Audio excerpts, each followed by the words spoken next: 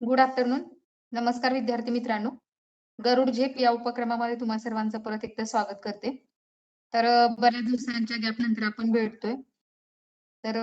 विज्ञान तंत्रज्ञान ह्या विषयाचं आजचं आपलं सेशन असणार आहे.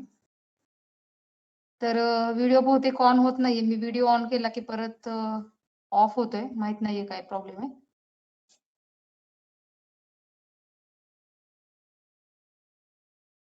तर अ, मागच्या वेळी आपण एन्व्हायर्नमेंट हा विषय पूर्णपणे संपवला होता. रिव्हिजन पण घेतलेली बऱ्याचदा. त्यानंतर आपण आता आयोगाने विचारलेले प्रश्न पण बघितले आणि 2020 आणि 21 मध्ये जे काही करंटचे जे काही घडामोडी आहेत, चालू घडामोडी एन्व्हायर्नमेंटच्या रिलेटेड त्या पण आपण सगळ्या घेतल्या होत्या. तर अ, तुम्ही आता बघितलंच असेल प्रिलिम्स ऑब्जेक्टिव्हच राहणार आहे, पण आता मुख्य परीक्षा जी आहे 2023 पासूनची डिस्क्रिप्टिव्ह होणार आहे. आयोगाने अजून सिलेबस दिलेला नाही, पण परीक्षेचं स्वरूप कसं आहे ते आपल्याला सांगितलेलं आहे. सेम UPSC सारखंच 1725 मार्काची मेन्स असेल आणि 225 मार्काचा इंटरव्ह्यू असेल. त्याच्यामध्ये GS 1, 2, 3, 4 एथिक्स सुद्धा असणार आहे. आता सिलेबस नेक्स्ट वीकमध्ये ते देतील त्यावेळेस आपल्याला कळेलच. मग आता आपण जो पर्यावरण विषय शिकलेलो आहोत, तो तुम्हाला पूर्व परीक्षेला तर ॲज इट इज असणार आहे. मुख्य परीक्षेला आता सिलेबसमध्ये काय-काय देतील आपण त्याच्याप्रमाणे बघूया. आणि त्याच्यामध्ये जे काही आता जे आपण शिकवून राहिलेलं आहे मुख्य परीक्षेच्या सिलेबसमध्ये GS1 मध्ये पण पर्यावरण तुम्हाला असणार आहे. जेव्हा तुमचे डिस्क्रिप्टिव्ह पेपर असतील, त्यावेळेस तुम्हाला त्याच्यामध्ये अजून काय-काय गोष्टी ॲड होतील मुख्य परीक्षेच्या सिलेबसमध्ये. तो सिलेबस आला की आपण ज्या काही नवीन पर्यावरणामध्ये गोष्टी ॲड झालेल्या आहेत, त्या पण आपण कव्हर करणार आहोत. म्हणजे तुम्हाला टेन्शन राहणार नाही. म्हणजे प्रिलिम्सला ऑब्जेक्टिव्ह 8-10 प्रश्न आणि मग इकडे आता मुख्य परीक्षेमध्ये डिस्क्रिप्टिव्हमध्ये आता पर्यावरणाला किती मार्क्स असतील आणि काय-काय सिलेबस असेल ते आता आपण सिलेबस जेव्हा येईल त्यावेळेस आपण ते तुमचं कव्हर करून घेणार आहोत. त्यामुळे तुम्ही निश्चिंत राहा. आता आपण अ, विज्ञान आणि तंत्रज्ञान हा विषय सुरू केला होता. बायोटेक्नॉलॉजी जो काही पार्ट आहे त्याच्यामध्ये 6 विभाग आहेत. त्यातला एक आपण बायोटेक्नॉलॉजी सुरू केलं होतं. आता हे आपण ऑब्जेक्टिव्हच्या दृष्टीने शिकवत होतो. पण आता हे सुद्धा तुम्हाला आन्सर रायटिंग म्हणजे डिस्क्रिप्टिव्हमध्ये तुम्हाला प्रश्न जे आहेत ते लिहावे लागणार आहेत. त्यामुळे तुम्हाला अजून डीपमध्ये अभ्यास करणं गरजेचं आहे. म्हणजे अ, जसं आता बायोटेक्नॉलॉजी म्हणजे काय? असा प्रश्न आला किंवा बायोटेक्नॉलॉजीचं महत्त्व काय? भविष्यकाळात महत्त्व काय? असा जर तुम्हाला प्रश्न आला, तर तुम्हाला तिथं सगळं लिहावं लागेल. म्हणजे बायोटेक्नॉलॉजी म्हणजे काय? मग बायोटेक्नॉलॉजीचं महत्त्व काय? कृषी क्षेत्रात महत्त्व काय आहे? पर्यावरणासाठी काय महत्त्व आहे? बरोबर. हे प्रत्येक क्षेत्रामध्ये तुम्हाला बायोटेक्नॉलॉजीचं महत्त्व काय-काय आहे ते तुम्हाला इथं तिथं त्या उत्तरामध्ये तुम्हाला लिहावं लागेल. म्हणजे मग आता तुमचं वाचन म्हणजे इतकी अॅक्युरसी नसली तर चालेल. पण वाचन जे आहे ते तुम्हाला वाढवावं लागेल. तुमच्याकडे जो तुमचा कंटेंट आहे, डेटा जो आहे तुमच्या डोक्यातला तो तुमच्याकडे जास्त पाहिजे. त्यासाठी तुम्हाला वाचन जास्त करावं लागणार आहे. कारण तुम्हाला 250 शब्दात उत्तरं लिहा, 150 शब्दात उत्तरं लिहा असे प्रश्न असतील. मग आता तिथे तुम्हाला 150-250 शब्द लिहिण्यासाठी तुमच्या डोक्यात 1000 शब्द तरी पाहिजेत. तेव्हा तुम्ही कुठे 250 शब्दामध्ये तुमचं उत्तर लिहू शकणार आहात. मग आता तुम्हाला 1000 शब्द लक्षात ठेवण्यासाठी किमान एक 3,000-4,000 शब्द तरी तुम्हाला वाचावे लागतील. म्हणजे तुमचं जे वाचन आहे ते तुम्हाला आता जास्तीत जास्त वाढवावं लागणार आहे. मग त्याच्यामध्ये तुम्हाला एसे लिहायचे आहेत. एसे एसेचा एक पेपर तुम्हाला असणार आहे. मराठी, इंग्लिश कंपल्सरी असणार आहे. ते सुद्धा क्वालिफाय आहे 25% म्हणजे ते तुम्हाला क्वालिफाय झाले तर तुमचे बाकीचे पेपर चेक केले जाणार आहेत. म्हणजे सेम UPSC सारखं. आता फक्त सिलेबस तेवढं येणं बाकी आहे. आणि आत्ताची जी काही राज्यसेवा आहे, आता ज्यांचं ग्रॅज्युएशन पूर्ण झालेलं आहे, मी त्या विद्यार्थ्यांसाठी सांगू इच्छिते, की आत्ताची ही जी काही प्रिलिम्स आहे 21 ऑगस्टची, त्याची मेन्स जी आहे ती ऑब्जेक्टिव्ह असणार आहे आणि ही शेवटची ऑब्जेक्टिव्ह मेन्स असणार आहे. त्यामुळे तुम्हाला ही खूप सुवर्ण संधी आहे. आणि आता का आज तुम्ही न्यूज वाचली असेल, काल एका पुण्यातल्या विद्यार्थ्यांनी डायरेक्ट आता जे आपले नवीन मुख्यमंत्री झालेले आहेत महाराष्ट्राचे एकनाथ शिंदे, त्यांना कॉल केला आणि त्यांना सांगितलं, की कारण आता जी आपली 21 ऑगस्टची जी काही राज्यसेवा पूर्व परीक्षा आहे, ती फक्त 161 जागांसाठीची आहे. मग त्याच्यामध्ये मुख्यमंत्र्यांनी सांगितलं, की 400 जागा त्याच्यामध्ये ॲड होतील. त्यामुळे तुमच्यासाठी खूप मोठी सुवर्ण संधी आहे. आणि कंबाईनची जी काही ऑक्टोबरमध्ये होणारी जी परीक्षा आहे, त्याच्यामध्ये सुद्धा STIच्या, ASUच्या जागा वाढणार आहेत. त्यामुळे तुम्ही आता डू ऑर डाय जे पण काय करायचं आहे, ते 2022 मध्येच करा. कारण आता जागा पण वाढणार आहेत आणि मेन्स पण ऑब्जेक्टिव्ह असणार आहे. कंबाईन असेल किंवा राज्यसेवा असेल, दोन्हीपैकी कुठे ना कुठेतरी तुम्हाला काहीतरी पोस्ट मिळेल. ह्या पद्धतीनं तुम्ही एकदम चिकाटीने मन लावून आणि स्वतःशी प्रामाणिक राहून व्यवस्थित अभ्यास करा. आणि डिस्क्रिप्टिव्ह मध्ये जे पुढच्या वर्षी पासून जे आहे तो डिस्क्रिप्टिव्हचा रूल जो आहे तो लागू होईल आणि पुढची जी काही मेन्स असेल ती पूर्णपणे तुमची डिस्क्रिप्टिव्ह असणार आहे आणि त्या पद्धतीने आता आपल्याला सगळ्या विषयांचा अभ्यास करावा लागेल आणि आम्हाला सुद्धा त्या पद्धतीने विषय जे आहेत ते तुम्हाला शिकवावे लागणार आहेत. तर आता सायन्स टेक्नॉलॉजी हा जो काही विषय आहे तो तुम्हाला आता जेव्हा GS3 मध्ये तो असेल, जेव्हा मुख्य परीक्षा डिस्क्रिप्टिव्ह असते तुम्हाला GS3 मध्ये असेल आणि आता तुम्हाला आहे GS4 मध्ये. तर आपण मागच्या वेळी बायोटेक्नॉलॉजी म्हणजे काय बघितलं होतं, बायोटेक्नॉलॉजीचा वापर कुठल्या कुठल्या क्षेत्रामध्ये होतो, blue biotechnology, green biotechnology, red biotechnology, white biotechnology, purple biotechnology, हे सगळे आपण बायोटेक्नॉलॉजीचे प्रकार, गोल्डन बायोटेक्नॉलॉजी, ब्लॅक बायोटेक्नॉलॉजी, हे सगळे एवढे बायोटेक्नॉलॉजीचे प्रकार बघितले होते. त्याच्यानंतर DNA म्हणजे काय, RNA म्हणजे काय ते पण आपण बघितलं होतं. तर हे 2 चॅप्टर जे होते ते आपण संपवले होते. तर ती PDF मी तर शेअर करते आणि आपण काय काय बघितलं होतं ते पण एकदा नजर टाकू आणि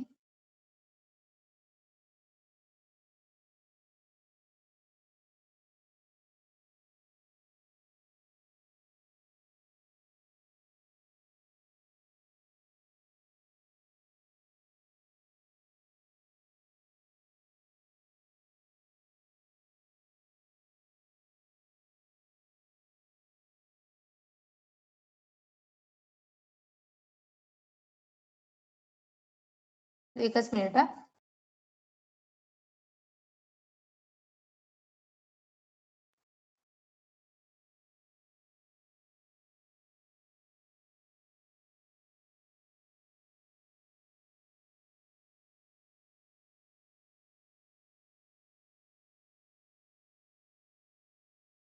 बघा, हे आपण पाठीमागे बघितलं होतं. तर म्हणजे तुम्हाला आठवत असेल आता आपलं मला वाटतंय बायोटेक्नॉलॉजीचं लेक्चर होऊन म्हणजे खूप 2-1 महिने तरी झाले असतील.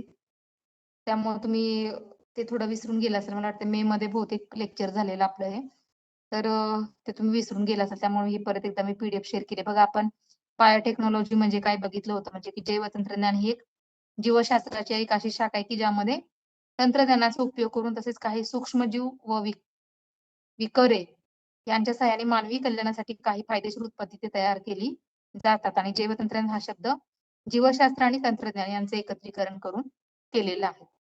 त्याच्यामध्ये आपण बघितलं की 1919 मध्ये कार्ल एरिक यांनी डुकरांची मोठ्या प्रमाणावर पैदास करण्यासाठी बायोटेक्नॉलॉजीचा वापर केला होता.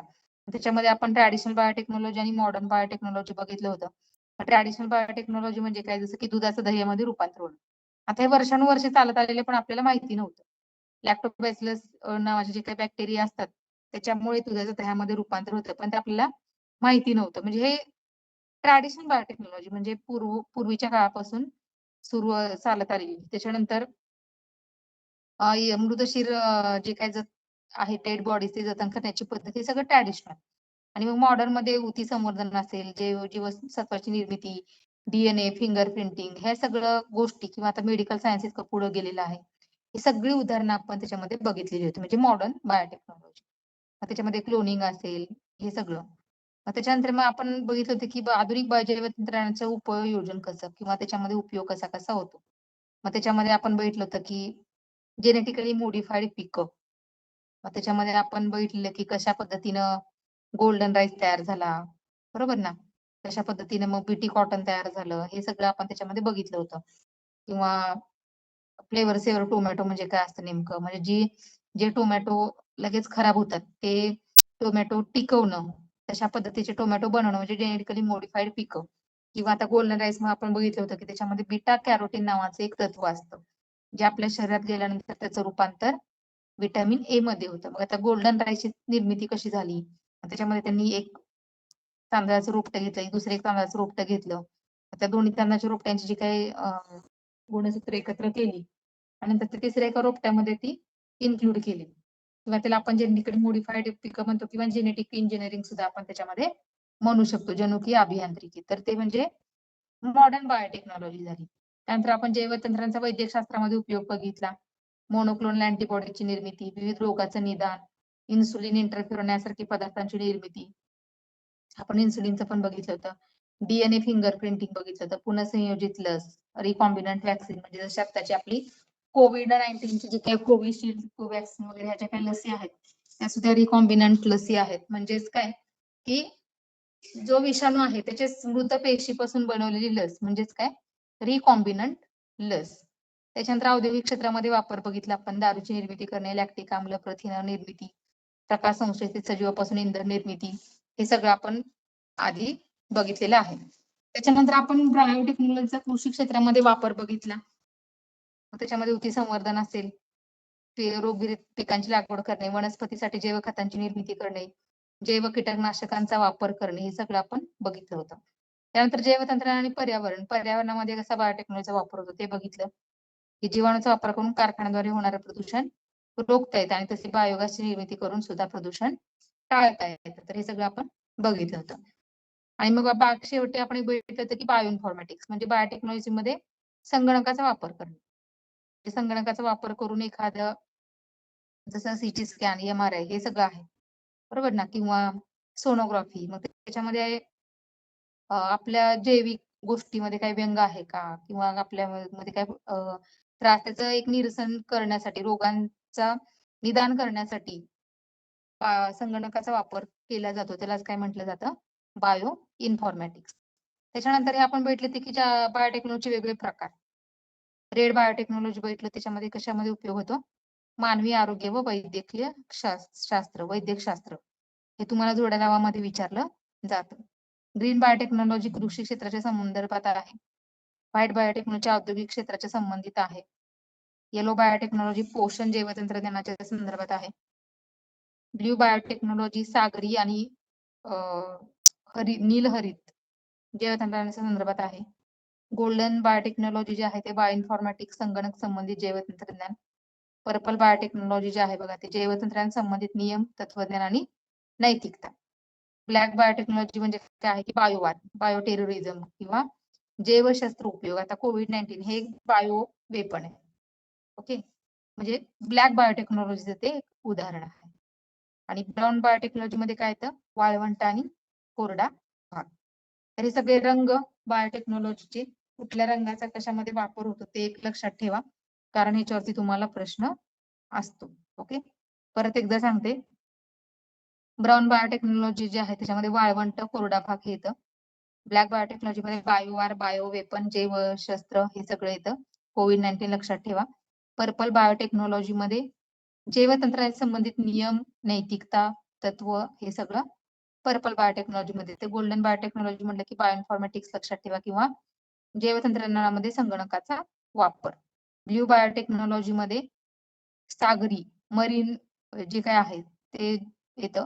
आणि येलो मध्ये पोषण जैवतंत्रज्ञान येतं. व्हाईट मध्ये औद्योगिक क्षेत्र, ग्रीन मध्ये कृषी क्षेत्र आणि रेड मध्ये वैद्यकीय शास्त्र किंवा मानवी आरोग्य. हे एवढे सगळे रंग आणि हे लक्षात ठेवा. ओके, तर हे आपण पहिल्या चॅप्टर मध्ये भेटत, नंतर डीएनए आरएनए बघितलं. हे आपण खूप डीप मध्ये बघितलं होतं बघा. तुम्ही नंतर वाचलं असेल तर तुमच्या ते लक्षात आलं असेल. आणि मी तुम्हाला सांगितलेलं की त्या दिवशी ते वाचा, म्हणजे तुमच्या परफेक्ट ते लक्षात राहील, ते अन्यथा विसरून जाईल. आपण भेटलो होतो की फ्रेडरिक मिशर यांनी 1869 मध्ये डीएनएचा शोध लावला होता. तर डीएनए हा एक आपल्या म्हणजे काय म्हणतो आपण त्याला, शरीरातला एक महत्वाचा भाग आहे बरोबर ना, की जैवतंत्रज्ञानाचा पण एक पायाभूत घटक आहे. आणि जैवतंत्राचा आमूलाग्र बदल घडवून आणण्यासाठी डीएनएचा एक महत्वाचा रोल आहे. म्हणजे जैवतंत्रज्ञानातील क्लोनिंग, फिंगर प्रिंटिंग, ऊती संवर्धन या बाबी समजण्यासाठी डीएनए ची एक रचना समजणं आवश्यक आहे. ओके, तर हे आपण बघितलं तर फ्रेडरिक मिशर हा प्रश्न येऊ शकतो. फ्रेडरिक मिशर यांनी 1869 मध्ये पेशीतील केंद्रकातून डीएनएचा शोध लावला.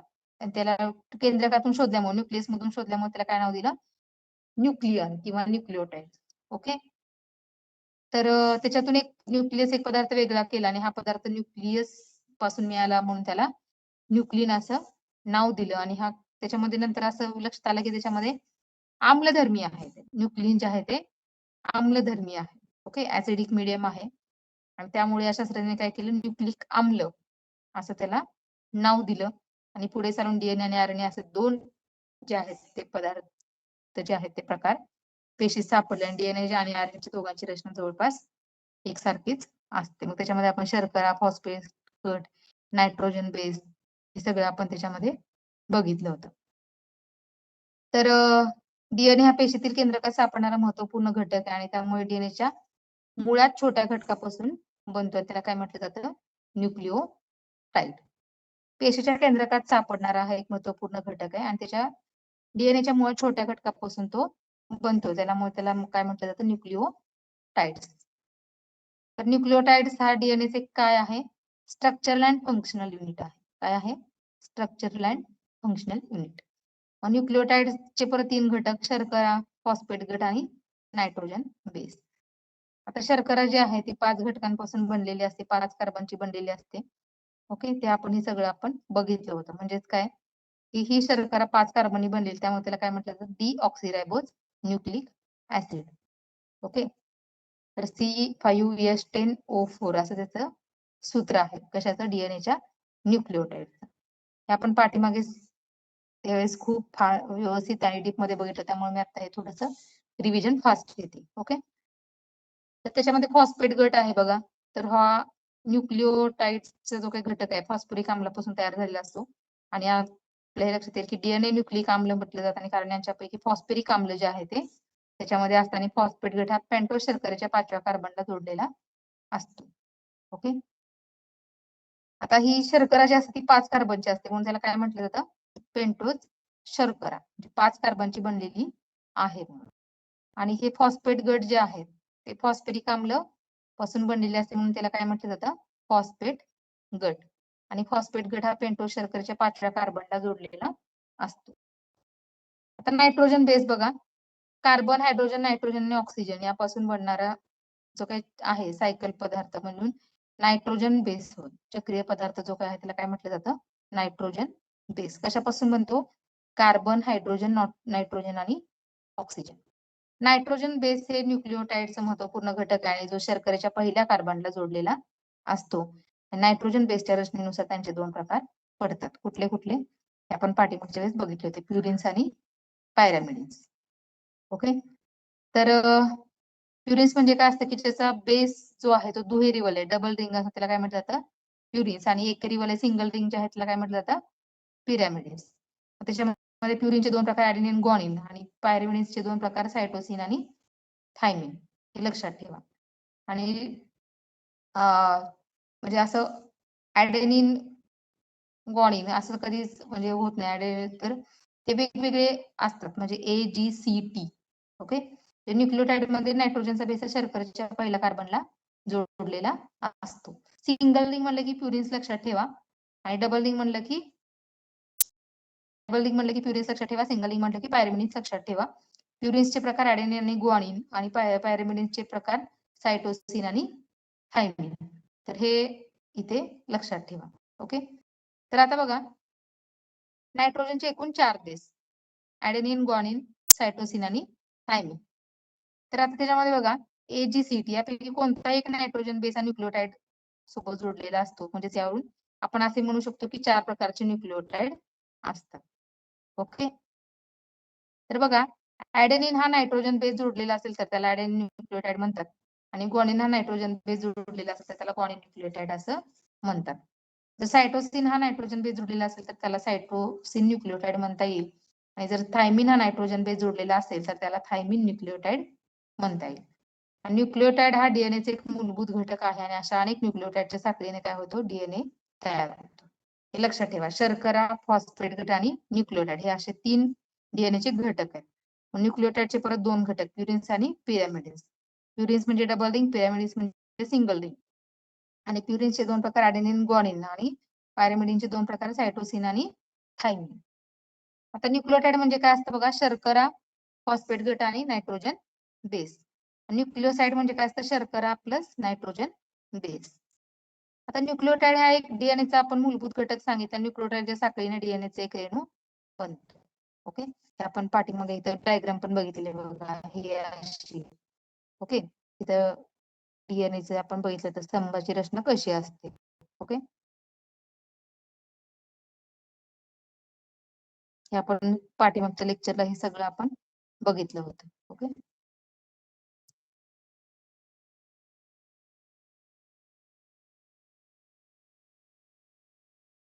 तर प्युरिन प्युरिन असं जोडलं जात नाही बघा. प्युरिन पिरॅमिड जोडलं असं जोडलं जातं ते. म्हणजे बघा ऍडेनिन आणि नेहमी थायमिन सोबत जोडलेला असतो आणि ग्वानिन हा नेहमी सायटोसिन सोबत जोडलेला असतो. ओके, म्हणजे एक प्युरिन एक पिरॅमिड. ओके, त्या प्रकारे त्याची रचना असते. तर तुम्हाला इथं दिसतंय बघा, हे जे पिंक कलर मध्ये दिलेलं आहे.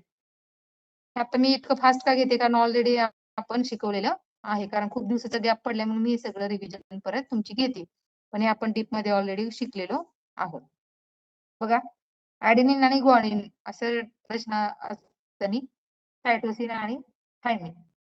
ओके, आता डीएनएचं मोजमाप बघा कशा प्रकारे होतं. तर डीएनए रेणूचा व्यास म्हणजे 2 स्तंभातील आडवा अंतर हे 2 नॅनोमीटर असते, हे लक्षात ठेवा.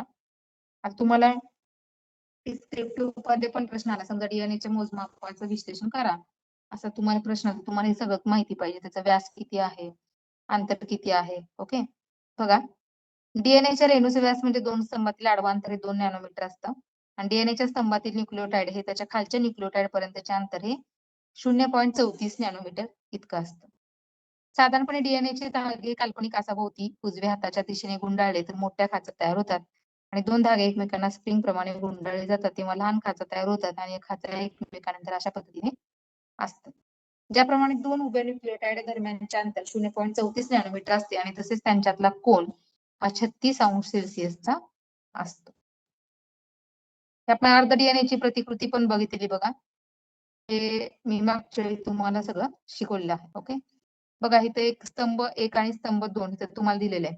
ऍडेनिन equal to thymine, thymine equal to adenine, cytosine equal to guanine आणि ग्वानिन इक्वल टू सायटोसिन आणि थायमिन इक्वल टू अडोनिन. हे सगळं त्याच्यामध्ये दिलेलं आहे. तर बघा, मानवामध्ये डीएनएच्या पद्धतीने आपल्या प्रती तयार करत असताना त्या पद्धतीला काय म्हणतात, अर्ध डीएनए. सेम आपल्यासारखी प्रतिकृती तयार करतो, म्हणजे सेमी म्हणजे अर्धे आणि कॉन्झर्वेटिव्ह म्हणजे राखणे. तर बघा, डीएनए अर्धकृती पद्धत आपण इथे बघूया. डीएनए ए आणि डीएनए बी, इथे बघा डीएनए A1 आणि इथं A2 अशा 2 डीएनए ज्यापासून नवीन 2 डीएनए तयार झालेले आहेत. ओके, तर बघा एका स्तंभामध्ये ऍडेनिन आणि दुसऱ्या स्तंभात थायमिन, तसंच दुसऱ्या स्तंभात थायमिन तर तिसऱ्या याच्यामध्ये सायटोसिन. अशा पद्धतीची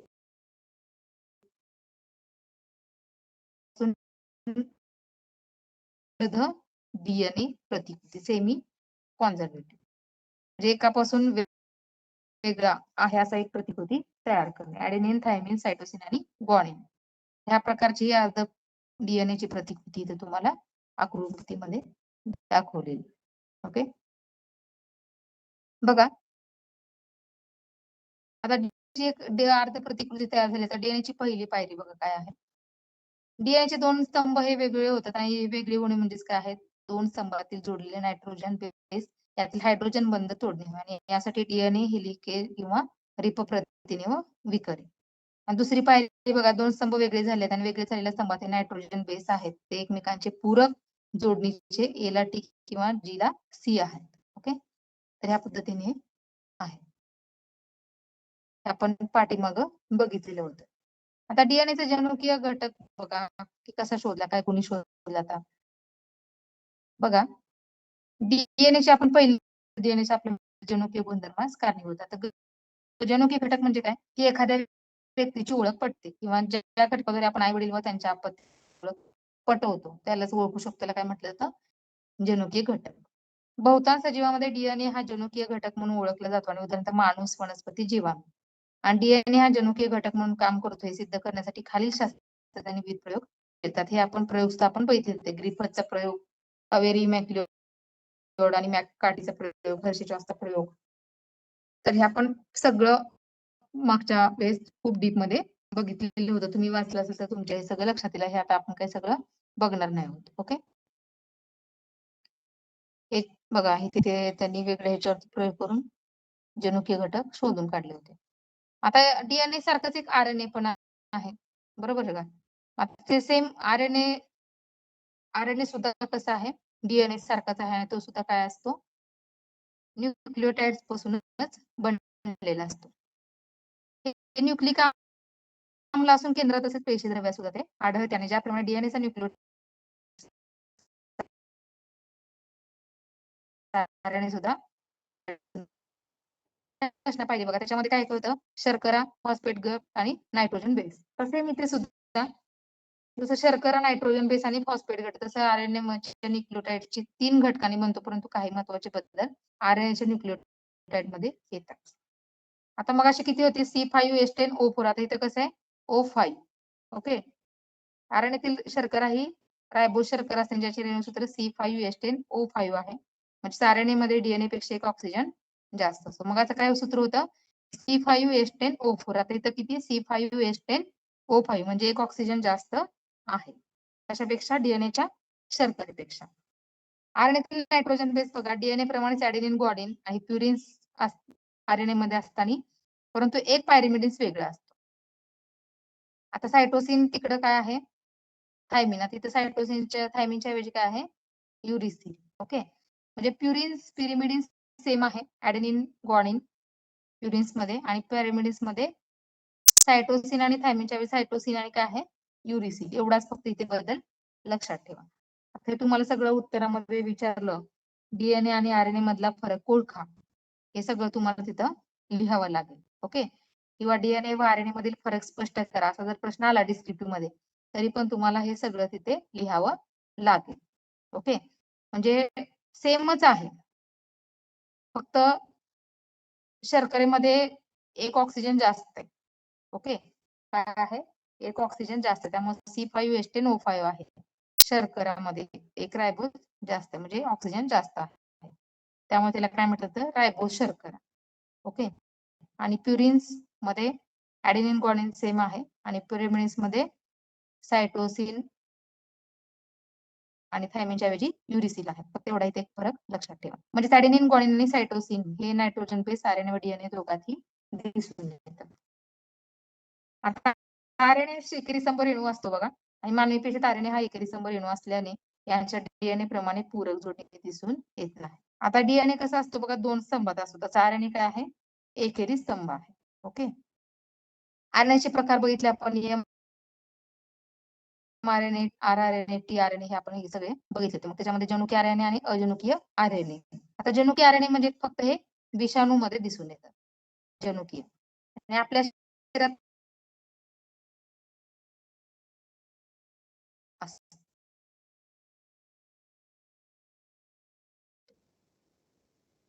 करणे. आता अजनुकीय आरएनएचे प्रकार एमआरएनए, आरआरएनए आणि टीआरएनए. एवढं सगळं लक्षात ठेवायचं तुम्हाला. ओके. आता जनुकीय आणि अजनुकीय असे 2 प्रकार आरएनएचे आहेत. जनुकीय जे आरएनए असतात ते फक्त आणि फक्त कशामध्ये असतात विषाणूमध्ये, आणि बाकी मानवामध्ये, वनस्पतीमध्ये, जीवाणूमध्ये कुठले जे आरएनए असतात तर अजनुकीय आरएनए असतात. आणि अजनुकीय आरएनएचे 3 प्रकार एमआरएनए, आरआरएनए आणि टीआरएनए. अजनुकीय जे काय आरएनए आहेत त्यांचं काम काय आहे प्रथिनांची निर्मिती. काम काय की एक साध्या रचनेची सरळ गुंडलसाठी जी माहिती लागते ती डीएनए कडून रायबोसोम कडे नेण्याचं काम काय करतात एमआरएनए करतात. ओके. त्याच्यामध्ये 3 प्रकारच्या आरएनए पैकी एमआरएनए हे 3 ते 5% असतात आणि एमआरएनएचा रेणुभारांक हा पण 5 लाख इतका असतो आणि एमआरएनए वरील क्रमाने येणार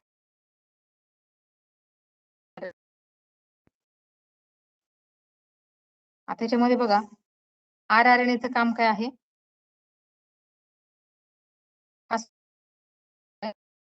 पूरक जोडणी यायची असते आणि आरआरएनए नेहमी रायबोसोम सोबतच असतात, त्यामुळे त्यांना रायबोजल आरएनए असं म्हटलं जातं. आणि आरएनए पैकी यांचं प्रमाण सर्वात जास्त म्हणजे 80% असतात. रेणुभार हा 40,000 ते 1 लाख तर एमआरएनएला जागा देते आणि टीआरएनए एमआरएनए वरील सर्व संकेत प्रथिन संश्लेषणासाठी नेमकी कोणती अमायनो आम्ल लागतात हे कळते. रेणू आहे आणि तिने आरएनए प्रमाण असतं. म्हणजे सगळ्यात जास्त टीआरएनए. तर हे सगळं इथं लक्षात ठेवा. बघा हा सर्वात लहान असतो आणि 73 ते 83 न्यूक्लिओटाइडनी बनलेला असतो. त्याची जी संख्या आहे ती 23,000 ते 30,000 एवढी असते. ओके. तर ह्याचं काम काय असतं बघा. टीआरएनए ला विद्राव्य आरएनए म्हणतात. टीआरएनए हा वेगळा करता येत नाही आणि प्रथिन संश्लेषणासाठी लागणारा कच्चा माल म्हणजे अमायनो आम्लाचे वहन पेशी द्रवाकडून रायबोझोमकडे टीआरएनएचे प्रमुख कार्य आहे आणि म्हणून याला वाहक आरएनए म्हणतात.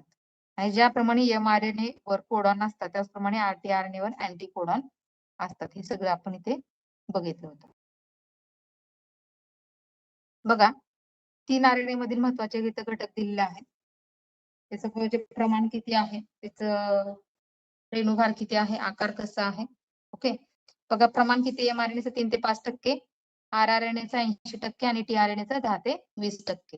रेणुभार आहे 5 लाख एमआरएनएचा, आरएनएचा 40,000 ते 1 लाख आणि टीआरएनएचा 23,000 ते 30,000. सगळ्यात जास्त कुणाचा आहे, एमआरएनएचा रेणुभार जास्त आहे 5 लाख. ओके, आकार बघा सर्वात लांब एमआरएनएचा आहे, आरआरएनएचा मध्यम आहे आणि टीआरएनएचा सर्वात छोटा आहे.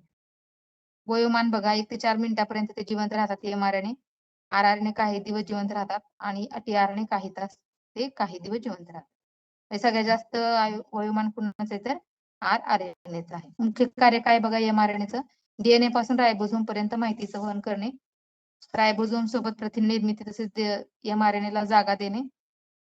आरआरएनएचं काम आणि टीआरएनएचं काम काय आहे, पेशीद्रवापासून अमायनो आम्लाचे रायबोझोम पर्यंत वहन करणे.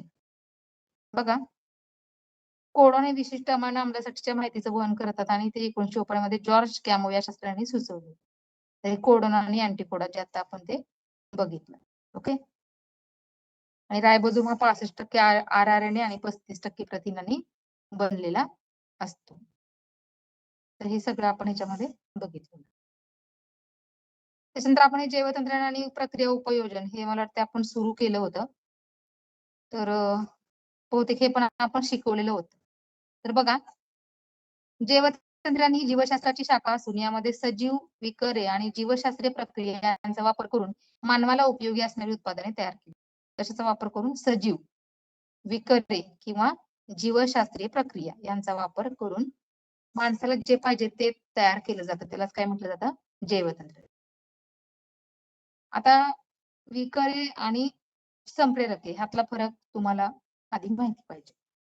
आता संप्रेरके म्हणजे काय इंग्लिशमध्ये हार्मोन्स आणि विकरे म्हणजे काय एन्झाईम्स. ओके, तर तुम्हाला ग्रंथी माहिती असेल, ग्रंथी, ग्लँड. आता ग्रंथी म्हणजे आपण काय म्हणतो की जो आपल्या शरीरातला अवयव, बरोबर, किंवा जी ग्रंथी ती काय करते, द्रव पदार्थ स्त्रावते म्हणजे सिक्रेट करते, त्याला काय म्हटलं जातं, ग्रंथी. ओके, तर मग त्याच्यामध्ये परत 2 ग्रंथीचे प्रकार, एक म्हणजे अंतःस्रावी ग्रंथी आणि दुसरं म्हणजे बाह्यस्रावी ग्रंथी. आता अंतःस्रावी ग्रंथी म्हणजे काय, की जी ग्रंथी थेट रक्तामध्ये द्रव पदार्थ स्त्रावते. काय करते, रक्तामध्ये द्रव पदार्थ स्त्रावते, तिला काय म्हटलं जातं, अंतःस्रावी ग्रंथी. आता इन्सुलिन एक हार्मोन आहे, बरोबर, आता ते थेट रक्तामध्ये असतं, थायरोक्सिन.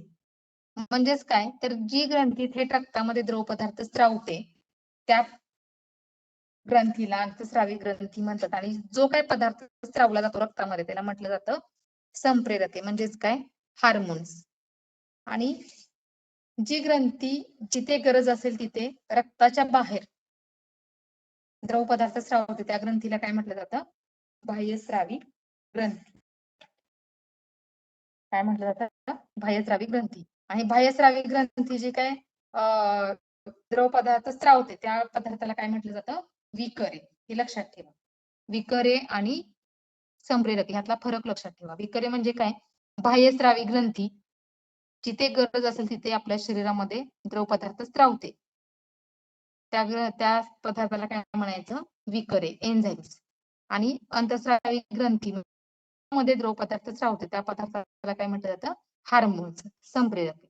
म्हणजे विकरे, सजीव आणि जीवशास्त्रीय प्रक्रिया तिघांचा वापर करून आपल्याला जे पण पाहिजे ते मिळवणं, ते म्हणजेच काय आहे, बायोटेक्नॉलॉजी.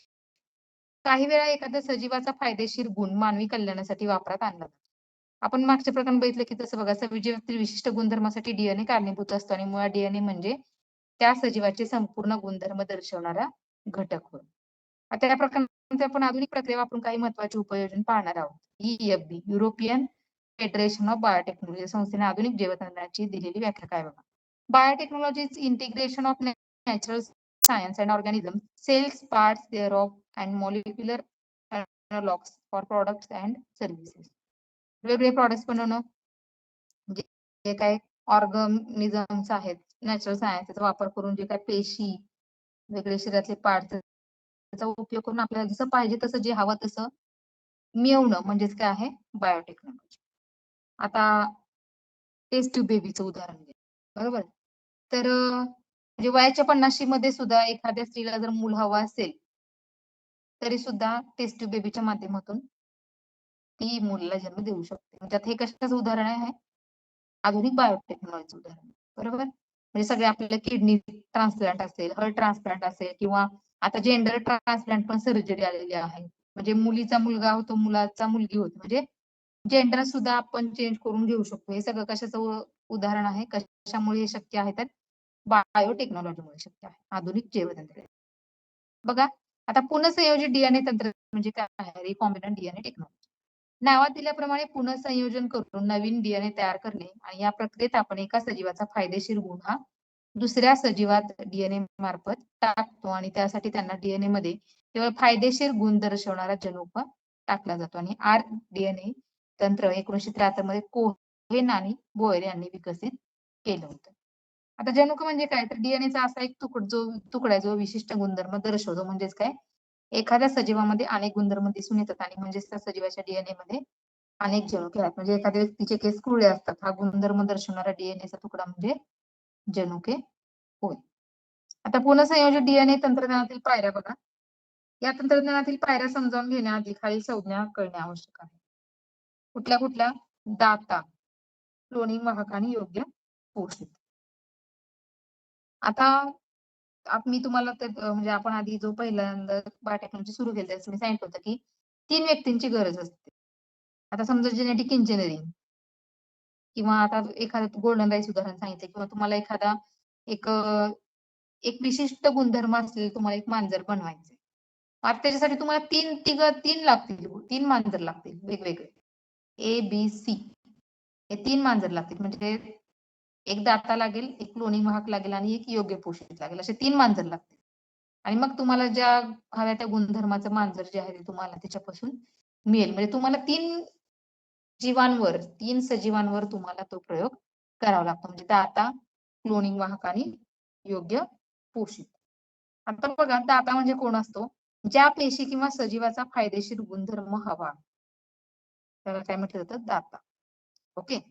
तर क्लोनिंग वाहक म्हणजे काय? दात्याकडून मिळालेले जनुक ज्या माध्यमाद्वारे पोषितामध्ये टाकलं जातं, त्याला काय म्हटलं जातं? क्लोनिंग वाहक. म्हणजे दात्याकडून मिळालेले जनुक, आता मी तुम्हाला हे सोप्या भाषेत सांगते फक्त. आता योग्य पोषित म्हणजे काय बघू. ज्या सजीवामध्ये आपणास बदल घडवून आणायचा आहे, किंवा ज्या सजीवात फायदेशीर गुणधर्म टाकायचा आहे, त्या सजीवास काय म्हटलं जातं? योग्य पोषित. आता तुम्हाला एक विशिष्ट गुणधर्माचं मांजर तयार करायचं. त्यासाठी तुम्हाला 3 मांजर लागतील, ABC. आता ए म्हणजे काय आहे? दाता, जो योग्य फायदेशीर गुणधर्म देणार आहे. मग त्याच्यातून काय करतील? ए नावाचं जे काही मांजर आहे, त्याच्यातले जे काही फायदेशीर जनुक आहेत, गुणधर्म आहेत, ते काय करतील? ते घेतील. मग ते घेतलेले जे काही जनुक आहेत, ते काय करतील? परत क्लोनिंग वाहक म्हणजे दात्याकडून मिळालेले जनुक एका माध्यमाद्वारे पोषितामध्ये टाकलं जातं. तो म्हणजेच कोण आहे? क्लोनिंग वाहक. क्लोनिंग व्हेक्टर म्हणजे कुठला आहे? बी मांजर आहे. ओके. म्हणजे ए चे गुणधर्म कशामध्ये टाकले? बी मध्ये टाकले. मग ए मांजराचे आणि बी मांजराचे गुणधर्म जे काही जनुकाचे आहेत, ते काय झाले? एकत्र झाले, म्हणजे मिक्स झाले. आता दोघांचा मिक्स झालेला जो काही जनुकाचा भाग आहे, तो काय केला जातो? त्या बी नावाच्या मांजराच्या डीएनएच्या केंद्रकातून वेगळा केला जातो, आणि तो काय केला जातो? परत सी नावाच्या मांजराच्या शरीरामध्ये टाकला जातो. मग त्यालाच काय म्हणतात? Suitable host. म्हणजेच काय झालं? ए चे गुणधर्म, बी चे गुणधर्म आणि ते परत सी मध्ये टाकले. या तिघांच्या गुणधर्माचा मिळून काय झालं? एक फायदेशीर, आपल्याला जसा पाहिजे तसा गुणाचा एक सजीव तयार झाला. एक गुणधर्माचा सजीव तयार झाला. म्हणजे ह्याच्यामध्ये तुम्हाला तिघांची गरज असते. हे मांजराचं उदाहरण तुम्ही लक्षात ठेवा. डोनर, क्लोनिंग व्हेक्टर आणि सुटेबल होस्ट. बघा काय केलं जातं इथं पायऱ्या बघा. प्रथम दात्याकडून डीएनए वेगळा करणे आणि दात्याचा डीएनएचे तुकडे करणे. आपल्याला पाहिजे तो तुकडा निवडणे आणि क्लोनिंग वाहकामध्ये निवड केलेल्या डीएनएचा तुकडा टाकून पुन्हा संयोजित डीएनए तयार करणे. आणि पुन्हा संयोजित डीएनएची योग्य पोषिता काय करणे, एका तिसऱ्याच ह्याच्या शरीरामध्ये ते टाकणे, म्हणजे सुटेबल हाऊसच्या पेशीमध्ये टाकणे आणि पोषित पेशीचे संवर्धन करून अनेक प्रती मिळवणे. या मिळालेल्या प्रतीपासून फायदेशीर गुणधर्म असणारे पोषित पेशी मिळवणे. अशा प्रकारे एका सजीवाचे गुणधर्म आपण दुसऱ्या सजीवात टाकू शकतो आणि नवीन गुणधर्म मिळवू शकतो. आणि वरील प्रक्रिया करताना काही महत्वपूर्ण घटकांची आवश्यकता असते आणि याचा सखोल अभ्यास करणे सुद्धा गरजेचे असते. बघा, महत्वपूर्ण घटक कुठले कुठले? विकरे, एन्झाइम्स. आता मी तुम्हाला सांगितलं की आपल्या शरीरामध्ये अशा ग्रंथी असतात किंवा असे अवयव असतात जे काय करतात, आपल्या रक्तामध्ये द्रव पदार्थ सोडतात. आता जी ग्रंथी थेट रक्तामध्ये द्रव पदार्थ सोडते तिला म्हटलं जातं अंतर्स्रावी ग्रंथी आणि त्या पदार्थाला म्हटलं जातं संप्रेरके, हार्मोन्स. आणि जी ग्रंथी रक्ताच्या बाहेर जिथे गरज असेल तिथे द्रव पदार्थ स्रावते त्याला म्हटलं जातं अंतर्स्रावी ग्रंथी आणि त्या पदार्थाला म्हटलं जातं एन्झाइम म्हणजे विकर. आता इथे बायोटेक्नॉलॉजी मध्ये एन्झाइमचा सुद्धा वापर खूप महत्वाचा आहे. बघा, दात्याकडून मिळालेला डीएनए म्हणजे ए कडून जो मिळालेला डीएनए आहे तो त्याच्यामध्ये अनेक जनुक असतात. बरोबर, आता आपण बघितलं ए मांजर, बी मांजर, सी मांजर. आता जो काही ए आहे दाता त्याच्याकडून मिळालेल्या डीएनए मध्ये खूप सारे जनुक असतात. परंतु आपणास फरक फक्त फायदेशीर असलेले जनुक फक्त आपल्याला काय करायचे त्याच्यामधून घ्यायचे. काय करायचे? फायदेशीर असलेले जनुक फक्त आपल्याला त्याच्यामधून घ्यायचे आहे.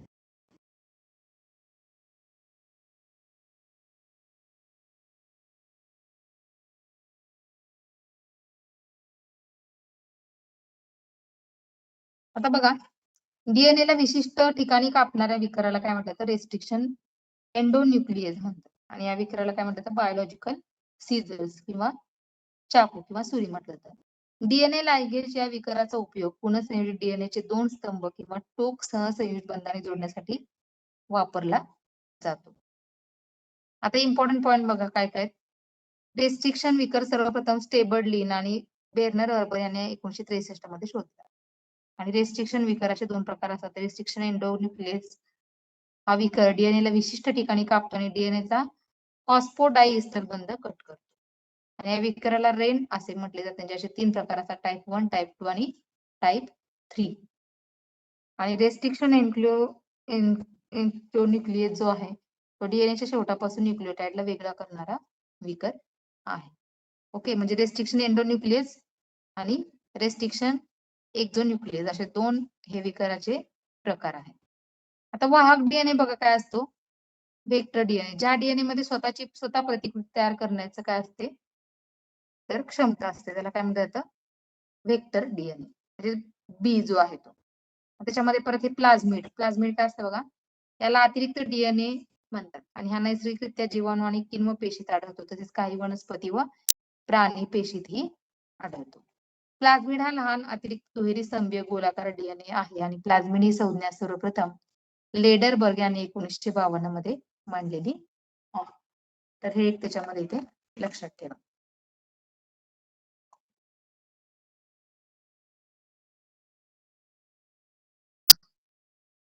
प्लाझमिड हा जीवाणूमध्ये चयापचयाशी संबंधित असतो आणि प्लाझमिड साठी इंग्रजी अक्षर पी वापरतात आणि नंतर त्या ज्या शास्त्रज्ञांनी आता शोध लावला त्याचे नाव आणि त्याला दिलेला क्रमांक लिहितात. म्हणजे बघा, PBR 322 येते. BR म्हणजे काय आहे? बॉलियर रॉड्रिक्स ही शास्त्रज्ञाचं नाव आहे. आणि कॉस्मिड बघा काय आहे? ज्या ठिकाणी प्लाझमिड हा मोठे डीएनए सामावून घेऊ शकत नाही त्या ठिकाणी कॉस्मिड वापर करतात. आणि बॅक्टेरियोफेजिस काय आहे? हे विषाणू होय जे जीवाणूंना मारताना याचा उपयोगी वाहक डीएनए म्हणून केला जातो. आणि बॅक्टेरियोफेजिस हे ज्या जीवाणूंना मारतात त्यांच्यापेक्षा आकाराने छोटे असतात आणि जास्त मोठे डीएनए वाहण्यासाठी बॅक्टेरियोफेजिसचा वापर इथे केला जातो. आता बघा, इथे आपण जीन ट्रान्सफर टेक्नॉलॉजी आपण बघितली. हे पण मला वाटते आपण हे बघितलं होतं. बघा, इलेक्ट्रोपोरेशन पहिली पद्धत जनुक ट्रान्सफर करण्याची. ही एक यांत्रिक पद्धत आहे जिचा सर्वप्रथम अभ्यास पॉंग आणि न्यूमन यांनी 1982 ला उंदीराच्या पेशीमध्ये करून सिद्ध केले. ही पद्धत जीवाणू, कवके, वनस्पती व प्राणी पेशीमध्ये जनुक स्थानांतरणासाठी वापरतात.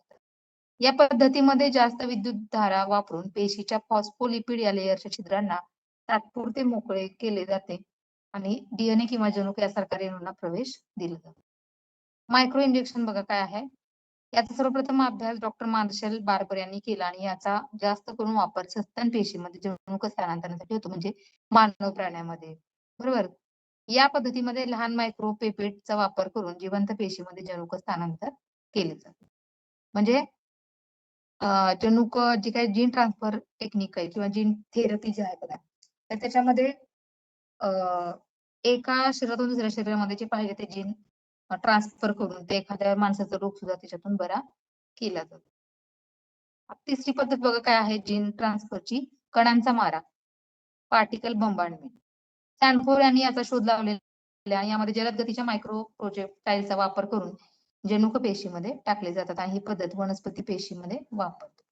सोनोपोरेशन बघा काय आहे. यामध्ये अल्ट्रासाऊंडचा वापर करून पेशींच्या लेयरला मोकळे केले जाते आणि ज्यामुळे जनुकी पेशीमध्ये प्रवेश करतात आणि लेझरच्या सहाय्याने जनुक स्थानांतर केलं जातं आणि यामध्ये लेझर बीमच्या सहाय्याने जनुकांचे स्थानांतर केले जाते.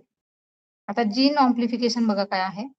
याचा अर्थ जनुकांची संख्या वाढवणे, म्हणजे जनुकांच्या काय करणे, अनेक प्रतिकृती तयार करणे.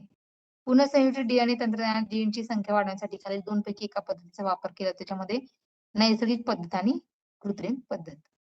ई कोली या जीवाणूद्वारे जीनच्या डीएनएच्या अनेक प्रतिकृती तयार करता येतात आणि जी पद्धत एखाद्या सजीवाच्या आत घडवून आणली जाते त्याला इन विवो पद्धत सुद्धा म्हटलं जातं. आणि कृत्रिम पद्धत बघा, पीसीआर या पद्धतीद्वारे कृत्रिमरित्या जीन ऑम्प्लिफिकेशन करता येते. पीसीआर म्हणजे काय, पॉलिमरेज चेन रिॲक्शन. खूप कमी कालावधीमध्ये जास्तीत जास्त डीएनएची प्रतिकृती करण्यासाठी पीसीआर हे टेक्निक वापरलं जात आणि पीसीआर ही पद्धत 1983 मध्ये कॅरी मुलिस या शास्त्रज्ञांनी शोधली आणि 1993 साली त्यांना रसायनशास्त्राचा नोबेल पुरस्कार देऊन सन्मानित करण्यात आलं होतं.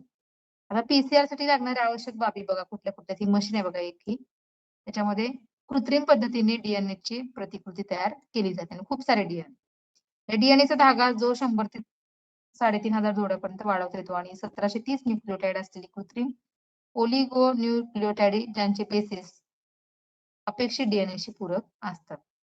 ओके, तर त्यासाठी पीसीआर टेक्निक वापरलं जातं. म्हणजे तापमानाला स्थिर राहणारे टॅग पॉलिमरेज हे विकर जे 91 डिग्री अंश सेल्सिअसला तापमानाला कार्यरत असतात आणि विकराचा वापर हे विकर थर्मस ऍक्विटस ह्या जीवाणूपासून काढले जाते. आणि पीसीआर यंत्रामध्ये तापमानाची चक्र असते आणि यात एकदा उष्ण व नंतर थंड तापमान असतं. आता ह्याच्यातल्या बघा 3 पायऱ्या पीसीआर तंत्रज्ञानाच्या, म्हणजे गरम करून त्याच्यातून डीएनए वेगळं केलं.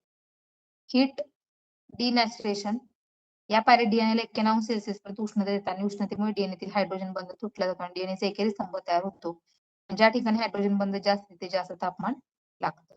म्हणजे अडेनिन इक्वल टू थायमिन यांच्यात 2 हायड्रोजन बंध असतात आणि ग्वानिन इक्वल टू सायटोसिन म्हणजे 3 हायड्रोजन बंध असतात. तिथं मग काय होईल, तिथे जास्त उष्णता लागेल. ऍनेलिक म्हणजे बघा वरच्या पायरीत आपणास एकेरी डीएनए स्तंभ मिळाला आणि आता या टप्प्यात एकेरी डीएनए स्तंभासोबत जोडले जातात आणि त्याच्याशी पूरक ते असते आणि या टप्प्यासाठी 54 अंश सेल्सिअस तापमान लागतं. आता प्रायमरी डीएनए म्हणजे काय बघा, कृत्रिम डीएनए ज्यांचे बेसिस अपेक्षित डीएनएशी मिळते जुळते म्हणजेच पूरक असतात. म्हणजे पीसीआर टेक्निक वापरून कृत्रिम डीएनए सुद्धा तुम्हाला तिथे बनवते. आणि पॉलिमरायझेशन म्हणजे काय आहे, या पायरीत तापमान 72 अंश सेल्सिअस पर्यंत वाढवण्यात येते आणि यामध्ये टॅग पॉलिमरेज टाकण्यात येते आणि जे वरील तिन्ही पायऱ्यामुळे फेरी पूर्ण होते आणि अशा 28 ते 30 फेऱ्या लागतात आणि पीसीआर ची काय होते, जे आहे ते तयार होते. ओके, तर हे सगळं आपण त्याच्यामध्ये बघितलं. आता कृषी क्षेत्रामध्ये बघा बायोटेक्नॉलॉजीचा वापर करून वेगवेगळे जे काही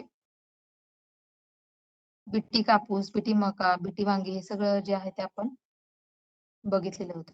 ओके, आता ट्रान्सजेनिक वनस्पती, आता बीटी कॉटन, बीटी मका हे सगळं आपण हे बघितलं होतं. म्हणजे बॅसिलिस तुरिन्जिएन्सिस जो काही जीवाणू आहे त्याच्यापासून हे बनवलं जातं. आता आरडीएनए तंत्रज्ञानाद्वारे किंवा जनुकीय अभियांत्रिकीद्वारे एका सजीवाचे फायदेशीर जनुक वनस्पतीमध्ये टाकून मिळवला जातो.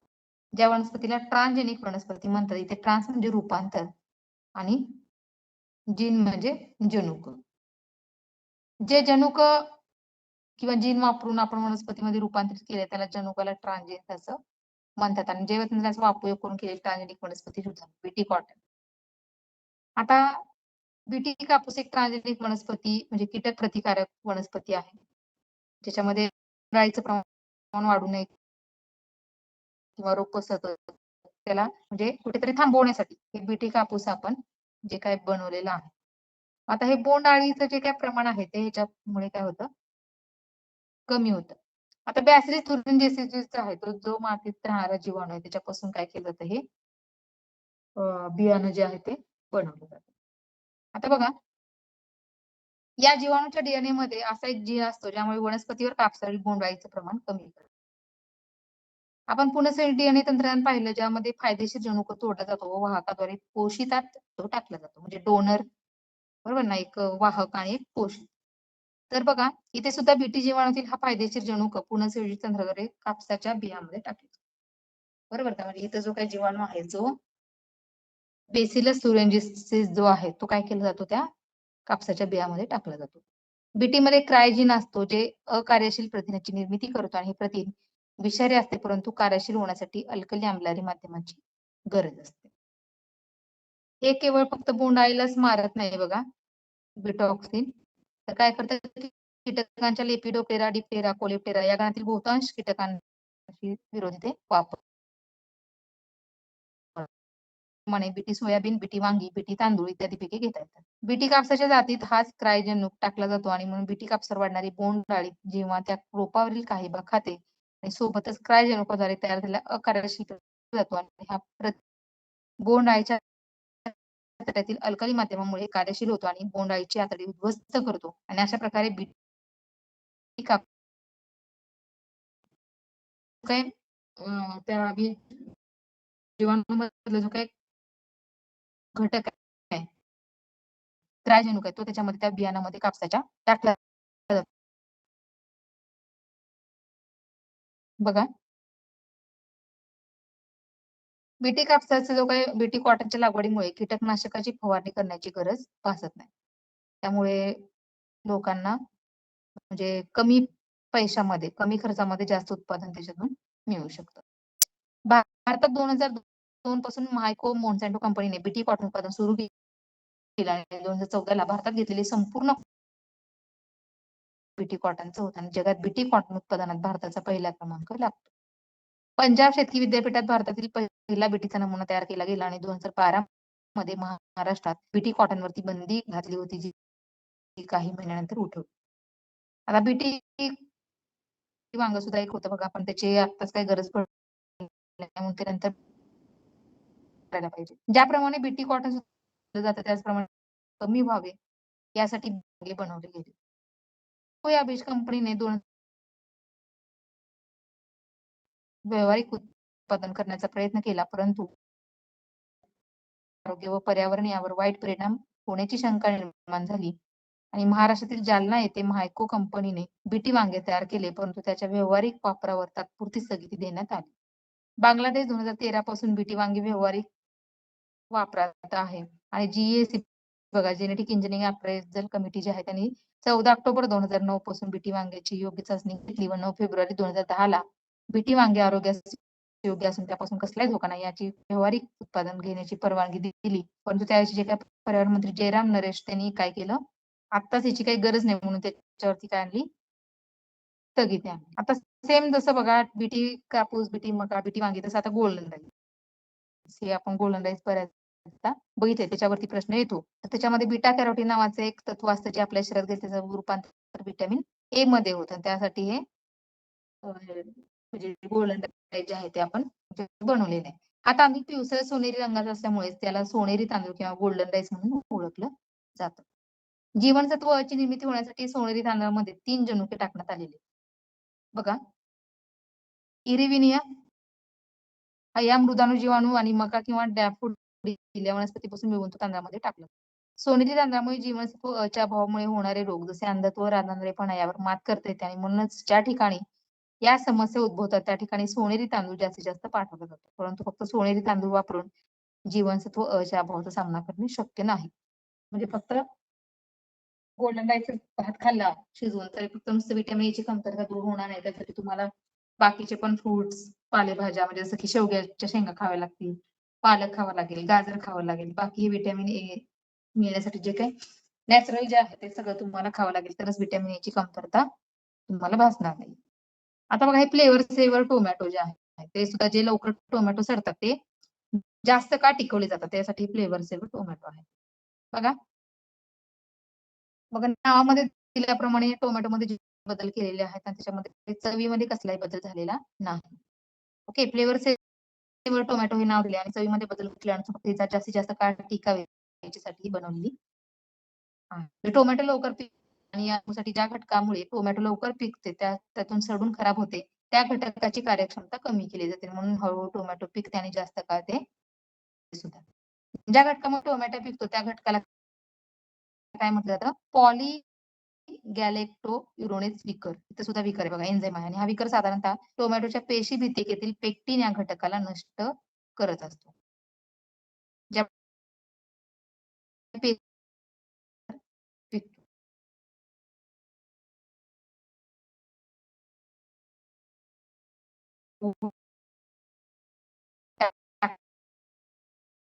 आणि टोमॅटो पेक्षा टोमॅटो हे गडद लाल रंगाचे असतात. आता अजून काही उदाहरणं दिलेत बघा. तेल नावाचं एक जनुक आहे जे जातं किंवा बटाट्यामध्ये स्टार्च ब्रासिका नॅप्पस आहे. ओके, हे सगळं आपण बघितलं होतं. त्याच्यानंतर बघा हे मोरी एक बघितलं होतं, याचं पण आहे. हे तंत्रज्ञानाद्वारे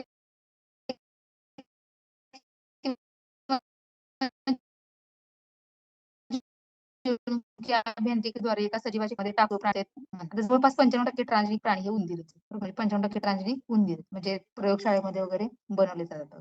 आता बघा रोजी नावाची एक गाय आहे जी काय केलं जातं प्रोटीनयुक्त दूध देण्यासाठी ती बनवली होती.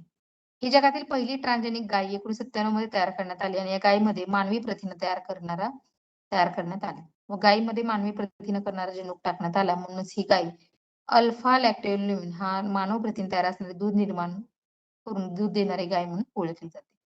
आणि प्रत्येक लिटरमध्ये 2.4 ग्रॅम इतकं प्रथिन मूल्य असतं. तर ट्रान्सजेनिक मेंढी बघा जी हिमोफिलिया रोगासाठी उपचार म्हणून लागणारा घटक व्ही म्हणजे 8 किंवा 9 तयार करते जे दुधात असतो किंवा दुधापासून वेगळाही करता येतो. आता ट्रान्सजेनिक शेळी पण आहे बघा जी असं प्रथिन तयार करते जो रक्तातील गुठळ्या विरघळू शकतो आणि याचा वापर हृदयरोगासाठी उपचार म्हणून केला जातो. उंदीर बघा हा सस्तन प्राणी जनुक ट्रान्सफरसाठी मोठ्या प्रमाणात वापरला जातो कारण गर्भशीरपणाचा कमी याचे जगण्याचे कमी असलेले वय आणि प्रत्येक प्रेग्नन्सीमध्ये जवळ 3 ते 14 पिल्लांना जन्म देण्याची क्षमता इन विट्रो फलन करण्याची उंदीर फायदेशीर असतो. म्हणजे त्यामुळे जास्तीत जास्त जे काय जेनेटिकली मॉडिफाईड प्राणी जे असतात बघा ट्रान्सजेनिक प्राणी ते जास्तीत जास्त कोण आहेत तर उंदीर आहेत. का? कारण त्यांची जी काही प्रेग्नन्सीचा जो काही कालावधी आहे उंदराचा तो कमी आहे म्हणजे 3 ते 14 दिवसाचा असतो आणि त्याच्यामुळे त्याच्या जे काही फलन जे आहे इन विट्रो ते सुद्धा फास्ट असतं ते त्यामुळे फायदेशीर ठरतं. त्यामुळे उंदरावरती जास्तीत जास्त प्रयोग करून ट्रान्सजेनिक उंदीर जे आहेत ते जास्तीत जास्त प्रमाणात बनवले जातात. कशाचा उपयोग सध्या जीन फार्मिंग आणि मॉलिक्युलर फार्मिंग साठी केला जातो. उदाहरणार्थ बघा इंटेरिक्युलिन वाढीसाठी लागणारे संप्रेरक ग्रोथ हार्मोनची निर्मिती करण्यासाठी सुद्धा उपयोग त्याचा. आपल्याला प्रथिन तयार करण्यासाठी एकूण 20 अमिनो आम्ल लागतात आणि त्यापैकी सियास्टीन या अमिनो आम्लाच्या निर्मितीसाठी लागणारा जनुक काही जीवाणूतून तो मेंढीमध्ये ट्रान्सफर केला जातो आणि ट्रान्सजेनिक मेंढी तयार केली जाते आणि मेंढीचे पुढील फायदे जास्त लोकर मिळते, जास्त मांस सुद्धा मिळते. बघा दुग्धजन्य कॅम्पा केसिन या प्रथिनाचं प्रमाण वाढवण्यात आलेलं आहे. मानवी प्रथिनयुक्त दूध निर्माण करण्याची क्षमता असणारी ट्रेसी ही ट्रान्सजेनिक मेंढी 1990 मध्ये स्कॉटलंड मध्ये तयार करण्यात आली आणि याचा उपयोग सिस्टिक फायब्रोसिस व इम्फायसिमा सारख्या रोग विरोधी करता येतो. स्टेट बोर्ड मध्ये आहे बघा. ट्रेसी ही गाय आहे याचा उल्लेख केला गेला परंतु अशी कुठली नोंद दिसून येत नाही. डुकराचे हृदय आणि मानवी हृदयाचा आकार जवळपास सारखा असतो आणि तसेच मानवी हृदयाच्या झडपा खराब झाल्यास त्या जागी डुकराच्या हृदयाच्या झडपायशीरित्या बसल्याची उदाहरणे आहेत. म्हणजे किती उपयोगाचं आहे बघा हे सुधारण. क्लोनिंग तसेच ट्रान्सजेनिंग हा मुद्दा महत्वाचा ठरत आहे. इतर प्राण्यांचे अवयव मानव ट्रान्सफर करणे महत्वाचे. बघा, ट्रान्सजेनिक जीवाणू आणि किण्व हे खालील पदार्थ तयार बघा तयार केली जातात हे ट्रान्सजेनिक जीवाणूमधून इन्सुलिन ऐवजी वापर. टीपीए टिश्यू प्लाझ्मियॉन ऍक्टिव्हेट याच्यामध्ये हार्ट अटॅक साठी हा वापरला जातो. रोग आणि विषाणू विरोधी प्रतिकारक वाढवणे, कर्करोग. टीएनए बघा ट्युमर न्यूक्रोसिस फॅक्टर, एन्झाईम सेल्युलोज बघा मानवाने याचे पचन होण्यासाठी, इरिथ्रोपोएटिन बघा ॲनिमियासाठी, इंटरल्युकिन अस्थमासाठी, रिलॅक्सिन साठी, अल्फा अँटीट्रायप्सिन अँटीट्रिप्सिनच्या एम्पायसोसाठी, फॅक्टर 8 हिमोफिलिया ए साठी, फॅक्टर 9 हिमोफिलिया बी साठी आणि रिकॉम्बिनंट वॅक्सिन हेपॅटायटिस बी साठी. असे बरेचसे जीवाणू हे बाहेर जनुक टाकून टॉक्सिनची निर्मिती करूनच कीटकांचा खात्मा करणे त्यांचं काम असतं. कायटेन्सची निर्मिती रोगाचा म्हणजे कमी करणं होतं आणि अँटीबायोटिक करणं. वनस्पती हवेतून नायट्रोजन घेऊ शकत नाही म्हणून काही जीवाणूंचा वापर करून नायट्रोजन स्थिरीकरण सुद्धा म्हटलं जातं, नायट्रोजन फिक्सेशन. आता रायझोबियमचा नीप जनुक, बरोबर ना. तर रायझोबियम हा एक जीवाणू आहे. तो काय असतो, मातीत असतो, जो काय करतो वनस्पतींची वाढ करतो. सुडोमोनेस या जीवाणूद्वारे टाकवा पदार्थ तसेच घातक रसायनाचं पचन केलं जातं आणि सुडोमोनेस हा जीवाणू काय करतो तर जड धातूपासूनचे प्रदूषण रोखतो. तसेच ट्राकोडर्मा हा कवक वनस्पतीवरील पडणारा रोग रोखतात. म्हणजे प्रत्येक जीवाणूचं त्याच्यामध्ये काम आहे. ओके, आता बघा जैवतंत्रज्ञानाचे उपचारात्मक उपयोजना. आता उपचारामध्ये कशासाठी बहुतांश उपचारात्मक पदार्थ हे प्रथिनेच असल्यामुळे हे तयार होण्यासाठी जे जनुक लागतो तो काय होतो, विशिष्ट सजीवांना ट्रान्सफर करून विविध औषधे मिळवली जातात. बघा, संप्रेरके. संप्रेरके आपण बघितलं की जी थेट रक्तामध्ये द्रव सोडला जातो अंतस्रावी ग्रंथीच्या माध्यमातून, त्याला काय म्हटलं जातं आपण, हार्मोन्स, किंवा त्याला मराठीमध्ये म्हटलं जातं संप्रेरके. तसं स्तन प्राण्यातील संप्रेरक बघा कुठली कुठली आहेत, जी आरडीएनए तंत्रज्ञानाद्वारे बनवली जातात. म्हणजे आर्टिफिशियली पण हे बनवली जातात. ओके, आता इन्सुलिनची निर्मिती. आता इन्सुलिन हे आपल्या शरीरात रक्तामध्ये ऑटोमॅटिक बनतं, एक हार्मोन आहे. त्याचं जर बनायचं प्रमाण कमी झालं तर आपले काय होते, शुगर वाढते आणि आपल्याला डायबिटीज डिटेक्ट होतं, म्हणजे मधुमेह. आता बघा काही काही लोकांना इतका म्हणजे जास्त डायबिटीस असतो की त्यांना रोज सकाळ संध्याकाळ 2-2, 3-3 इन्सुलिनचे इंजेक्शन घ्यावे लागतात, त्याशिवाय त्यांना जेवण करता येत. मग आता हे शरीरामध्ये सिक्रेट होतं रक्तामध्ये, पण ते जे कमी प्रमाण होतं मग त्याला ते बाहेरून द्यावं लागतं. म्हणजे मग ते सुद्धा आरडीएनए तंत्रज्ञानाद्वारे बनवलं जातं. इन्सुलिन हे संप्रेरक मधुमेह झालेल्या रोगात वापरलं जातं. याद्वारे ग्लुकोजचे अपचन नियंत्रित केलं जातं आणि इन्सुलिनचा शोध स्कॅपर यांनी लावला, हे लक्षात ठेवा. इन्सुलिन संप्रेरक स्वादुपिंड या ग्रंथीच्या आयसलेट ऑफ लँगेन्स या भागाच्या बी पेशीद्वारे तयार केले जाते. सर्वप्रथम इसवी सन 1921 मध्ये कॅनडियन शास्त्रज्ञ फेडरिक जी बॅन्टिंग आणि चार्ल्स एच पेस यांनी कुत्र्याच्या स्वादुपिंडाद्वारे इन्सुलिन वेगळे केले. परंतु त्यानंतर दशकापासून गाय व डुक्कर यांच्या स्वादुपिंडातून इन्सुलिन मिळवण्याचा प्रयत्न केला गेला जातोय. आणि वरील प्राण्यांचे इन्सुलिन व मानवातील इन्सुलिन हे जरी रचने थोडेसे वेगळे असले तरी त्याचे मानवात योग्य रीतीने कार्य घडते. म्हणजे बघा कशा कशातून, कुत्र्याच्या ह्याच्यातून स्वादुपिंडामधून डीएनए वेगळा केला आणि त्याचा वापर इथे सध्या माणसाच्या ह्याच्यामध्ये सुद्धा होतोय. म्हणजे गायी डुक्करांच्या स्वादुपिंडातून जो काही इन्सुलिन मिळवण्याचा प्रयत्न केला त्याचा वापर माणसामध्ये सुद्धा होतोय. त्यानंतर 1980 पासून जनुकीय अभियांत्रिकीचा उपयोग करून मानवी इन्सुलिन तयार करणारा जनुक ई कोलीद्वारे जीवाणू ट्रान्सफर करून अमर्याद प्रमाणात कमीत कमी वेळेत इन्सुलिन निर्मिती होत आहे. याचा फायदा असा की इतर प्राण्यांचा रोग हा मानवात पसरणार नाही. म्हणजे आधी कसं होतं, गायीचं किंवा कुत्र्याचं किंवा डुकराचं जर घेतलं आपण इन्सुलिन तर त्याच्यामध्ये त्यांचे रोग आपल्या ह्याच्यामध्ये मिसळू शकत होते. पण नंतर काय केलं, माणसाचाच डीएनए वरती काय केलं, त्याच्यामध्ये वेगळं केलं. त्याच्यामध्ये ए नावाचा एक बी नावाची एक चेन होती, त्या दोन्ही एकत्र केल्या त्याच्यातून हा जो आहे तो इन्सुलिन वेगळं. ई कोलीद्वारे तयार केलेल्या मानवी इन्सुलिनला ह्युमॅलिन असे नाव दिलेलं आहे. फ्रेडरिक बँटिंग या शास्त्रज्ञाला मधुमेह रोगात आवड निर्माण झाली आणि त्यांनी या रोगाचा अभ्यास वेस्टर्न अंटारियो विद्यापीठात केला आणि प्राण्याच्या स्वादुपिंडातून काढलेल्या इन्सुलिनद्वारे मधुमेह रोगाला बरे केले आणि बँटिंग यांना कार्याबद्दल नोबेल पारितोषिक मिळालेलं आहे. आता हे जसं इन्सुलिन तसं same growth hormone, human growth hormone म्हणजे आता हे आपल्या जर बॉडीमध्ये जर ग्रोथ हार्मोन जर नाही सिक्रेट झालं तर मग आपण एकतर म्हणजे बुटके हो किंवा आपली शारीरिक, बौद्धिक, मानसिक वाढ व्यवस्थित होणार नाही. अँटेरियर पिट्युटरी ग्रंथीच्या कार्याच्या अभावामुळे लहान मुलांमध्ये बुटकेपणा होऊ शकतो. त्याच्यामध्ये ग्रोथ हार्मोन व्यवस्थित सिक्रेट होत नाही बघा. इकोली जीवाणूद्वारे तयार केला जातो तसेच या संप्रेरकाचे इंजेक्शन दिले असता जास्तीत जास्त दूध उत्पादन सुद्धा देते. आता स्टेरॉइड बघा, स्टेरॉइड हे सगळ्यावरतीच आहे. त्याच्यातून सुद्धा म्हणजे फास्ट जर वाढ वगैरे व्हायची असेल तर ते सुद्धा तिथं दिलं जातं. बघा, जास्त रेणुभार असलेले जटिल लिपिड जे वनस्पती व प्राण्यात आढळतात त्यांना स्टेरॉइड्स म्हणतात. कोलेस्टेरॉल हे मानवातील महत्वपूर्ण स्टेरॉइडचे उदाहरण आहे. कोलेस्टेरॉल तुम्हाला माहिती आहे, आपल्या जे काही रक्तवाहिन्यामध्ये जर ते जास्त झालं तर रक्तामध्ये तर आपलं हार्ट काय होतं, ब्लॉक होतं. ओके, आपल्याला सर्जरी करावी लागते, बायपास सर्जरी करावी लागते बघा, अँजिओप्लास्टी वगैरे. तर कोलेस्टेरॉल हे काय आहे, मानवातील महत्वाचं स्टेरॉइड. हाच कोलेस्टेरॉल मानवातील स्टेरॉइड हार्मोनची निर्मिती करतो, उदाहरणार्थ टेस्टोस्टेरॉन पुरुष आणि इस्ट्रोजन स्त्री. जनुकी अभियांत्रिकीचा उपयोग करून बहुतांश सूक्ष्मजीवाद्वारे स्टेरॉइड हार्मोनची निर्मिती केली जाते. स्टेरॉइडचे उपयोग बघा, मानवाची चयापचय नियंत्रित करणे, कॉर्टिसोन, प्रेडनिल, सोलोन यासारखे स्टेरॉइड औषधे संधिवातावर उपचार म्हणून वापरतात. प्रेग्नन्सी रोखण्यासाठी जी औषधे तयार केली जातात ही स्टेरॉइडची उदाहरण आहे. अवयव प्रत्यारोपण शस्त्रक्रिया झाल्यावर तसेच स्वतःच्याच प्रतिकारक क्षमतेमुळे झालेल्या रोगावर उपचार म्हणून स्टेरॉइड वापरतात. आता बघा, हे रेमडेसिवीरचे इंजेक्शन वापरलं जात होतं कोविडच्या काळामध्ये, तर ते सुद्धा एक स्टेरॉइड आहे, बरोबर. आता स्टेरॉइड हार्मोनची निर्मिती बघा कशी केली जाते, तर ते RDNA वापर करून रिकॉम्बिनेंट त्याच्यामधून ते केलं जातं. स्टेरॉइडचा परिणाम हा तात्पुरता व लवकर दिसून येतो, बरोबर ना, म्हणजे तात्पुरता.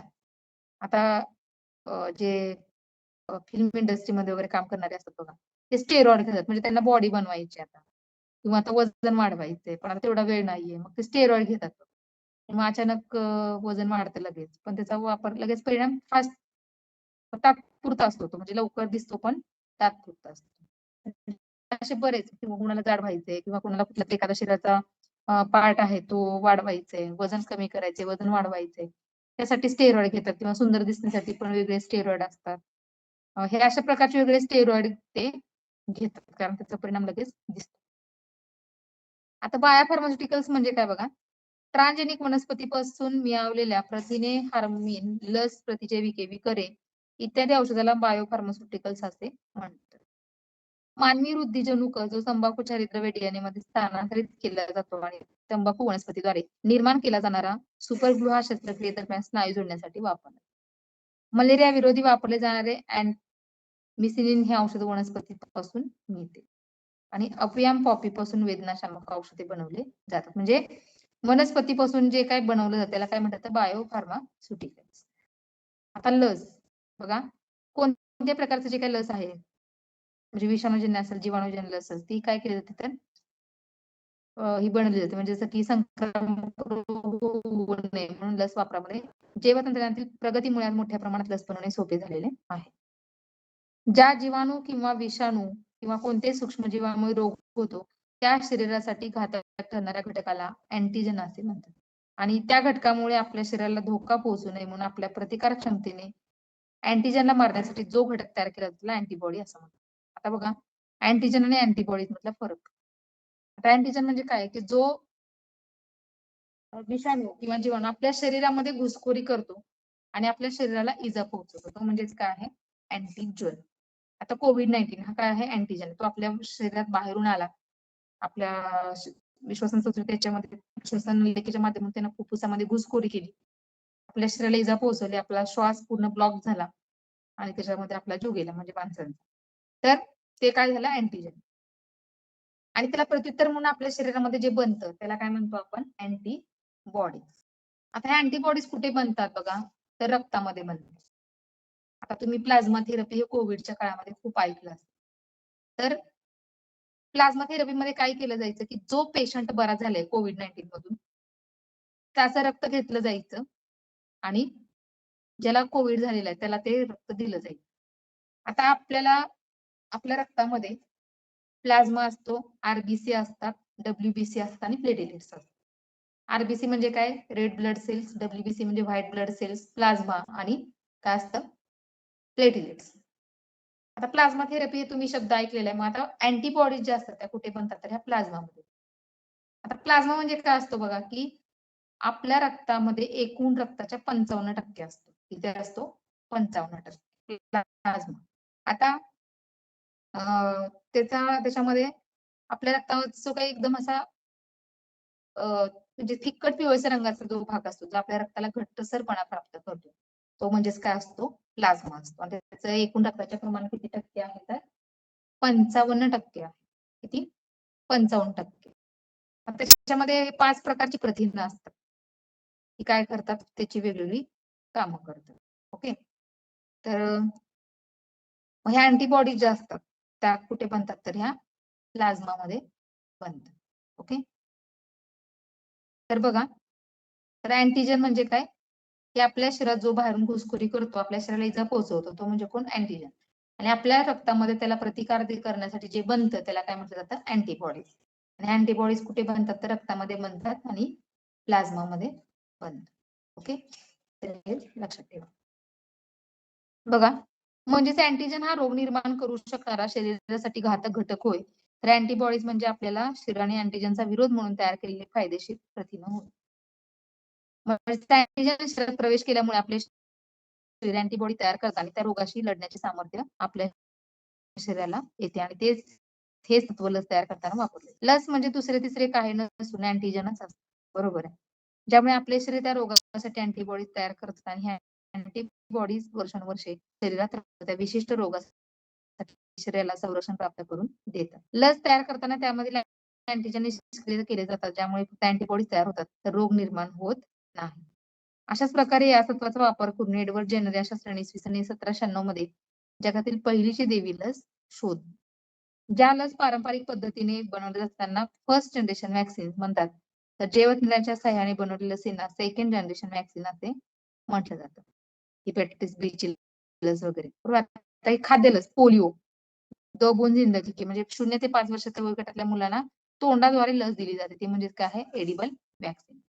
खाद्यलस म्हणजे कोणताही ट्रांजेनिक वनस्पती पदार्थ किंवा प्राणी पदार्थ ज्यामध्ये विशिष्ट रोगाचे अँटीजन तयार होतात, ज्यामुळे आपल्या शरीरात अँटीबॉडी तयार होऊ शकतात. सर्वप्रथम खाद्यलसींची संकल्पना अँटीजन यांनी 1990 साली मांडली. टोमॅटो हे जुलाबाविरोधी वापरले जाणारे खाद्यलसीचे प्रकार आहेत. तसेच रेबीज ग्लायकोप्रोटीन हे रेबीज विरोधी खाद्यलस आहे. तर जीन थेरपी बघा, जैवतंत्राचा वापर करून जनुकामध्ये बदल घडवून अनुवांशिक तसेच बहुतांश असंक्रामक रोगावर जीन थेरपीचा वापर केला जातो. जीन थेरपीमध्ये पुढील बाबी करू शकतो. त्या जनुकामध्ये सुधारणा करणे, सदोष जनुकाला काढून टाकणे किंवा बदलणे आणि फायदेशीर जनुक शरीरामध्ये टाकणे. जीन थेरपीद्वारे मधुमेह, कर्करोग, हिमोफिलिया, फेनिललेक्टोजुरिया या रोगावरती मात करता येते. तर डीएनए मायक्रोवेव्ह बघा टेक्नॉलॉजीमध्ये काय आहे? या तंत्रामध्ये डीएनएचा सूक्ष्म तुकडा एकत्रित केला जातो आणि यालाच डीएनए चिप किंवा बायो कर्करोग तसेच इतर बाधित पेशींच्या निदानासाठी या तंत्रज्ञानाचा वापर केला जातो. आता जीन थेरपी टीपीए, टिश्यू प्लाझ्मिनोजेन ऍक्टिव्हेटर, ज्याचा वापर करण्यासाठी किंवा रक्त गोठू नये म्हणून केला जातो. TGF, tissue growth factor beta, ज्याचा वापर नव्याने रक्तवाहिन्या तयार होण्यासाठी व जखम भरून येण्यासाठी. आता मानवी रक्त गोठण घटक आरटी याचा वापर हिमोफिलिया रोगासाठी होतो. आता मानवी रक्तामध्ये रक्त गोठण्याच्या प्रक्रियेसाठी 13 वेगळे घटक काम करतात. डीएनए याचा वापर फायब्रोसिस या रोगासाठी केला जातो आणि बीव्हीएच जे आहे याचा वापर दुग्धजन्य पदार्थात उत्पादनात वाढीसाठी होतो. उदाहरणार्थ ट्रेसिमेंडी. हे सगळे जे काय आहेत बघा जीन्स जनुक जे आहे त्याचा वापर वेगळ्या गोष्टीसाठी होतो.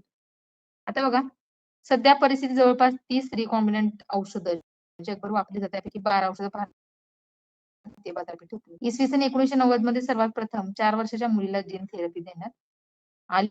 एलिसा पीसीआर निदान तंत्रज्ञान डायग्नोस्टिक टेक्निक तंत्रज्ञान खूप अवलंबून आणि पीसीआर रुग्ण reverse transcription polymerase chain corona विषाणूच्या निदानासाठी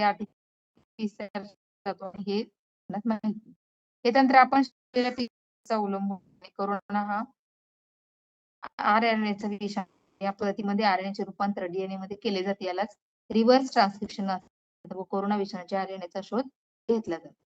हे सगळं ह्याच्यामध्ये आधुनिक जैवतंत्राचं उपयोजन ह्या चॅप्टर मध्ये आपण सगळं शिकलो आता. ओके, तर त्याच्यामध्ये सगळं लक्षात ठेवा. इन्सुलिनची निर्मिती, मानवी वृद्धी संप्रेरक उपयोग म्हणजे कशी, अँटीबॉडीज म्हणजे काय, हे सगळं ह्याच्यामध्ये लक्षात ठेवा. ओके,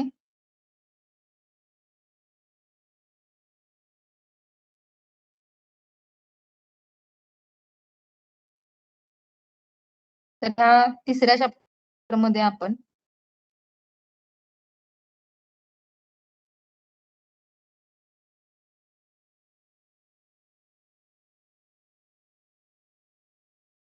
जैवतंत्रज्ञान प्रक्रिया आणि उपयोजन ह्याच्यामध्ये बघा आपण काय काय बघितलं. पुनःसंयोजित डीएनए तंत्रज्ञान काय काय कसं करायचं.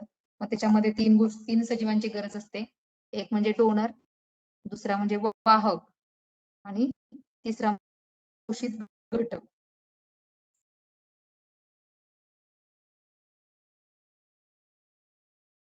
त्या तिघांचा वापर करून आपण काय करतो, पुनःसंयोजित डीएनए बनवतो. मग त्याच्यापासून परत जे काही वेगवेगळे आपण बायोटेक्नॉलॉजीचे काही वापर बघितले ते आपण सगळे बघितले. मग त्याच्यामध्ये जीन्स ट्रान्सफर टेक्निक कुठले कुठले ते बघितले.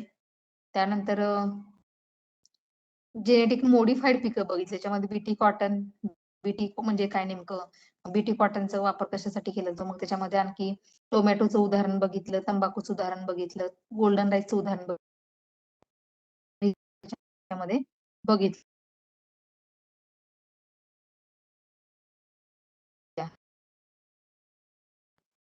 ची उदाहरणं बघितली.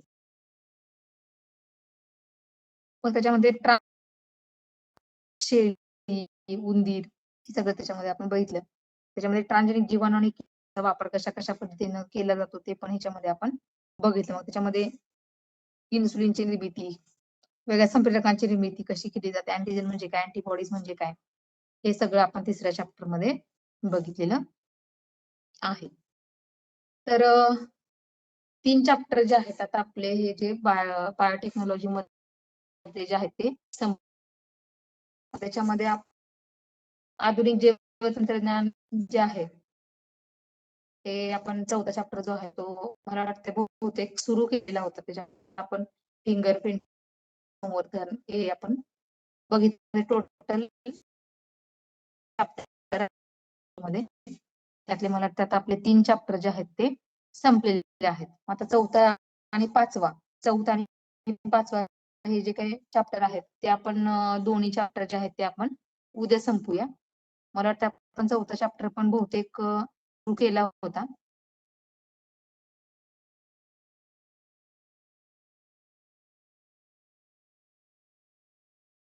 त्याची पीडीएफ मी शेअर करते.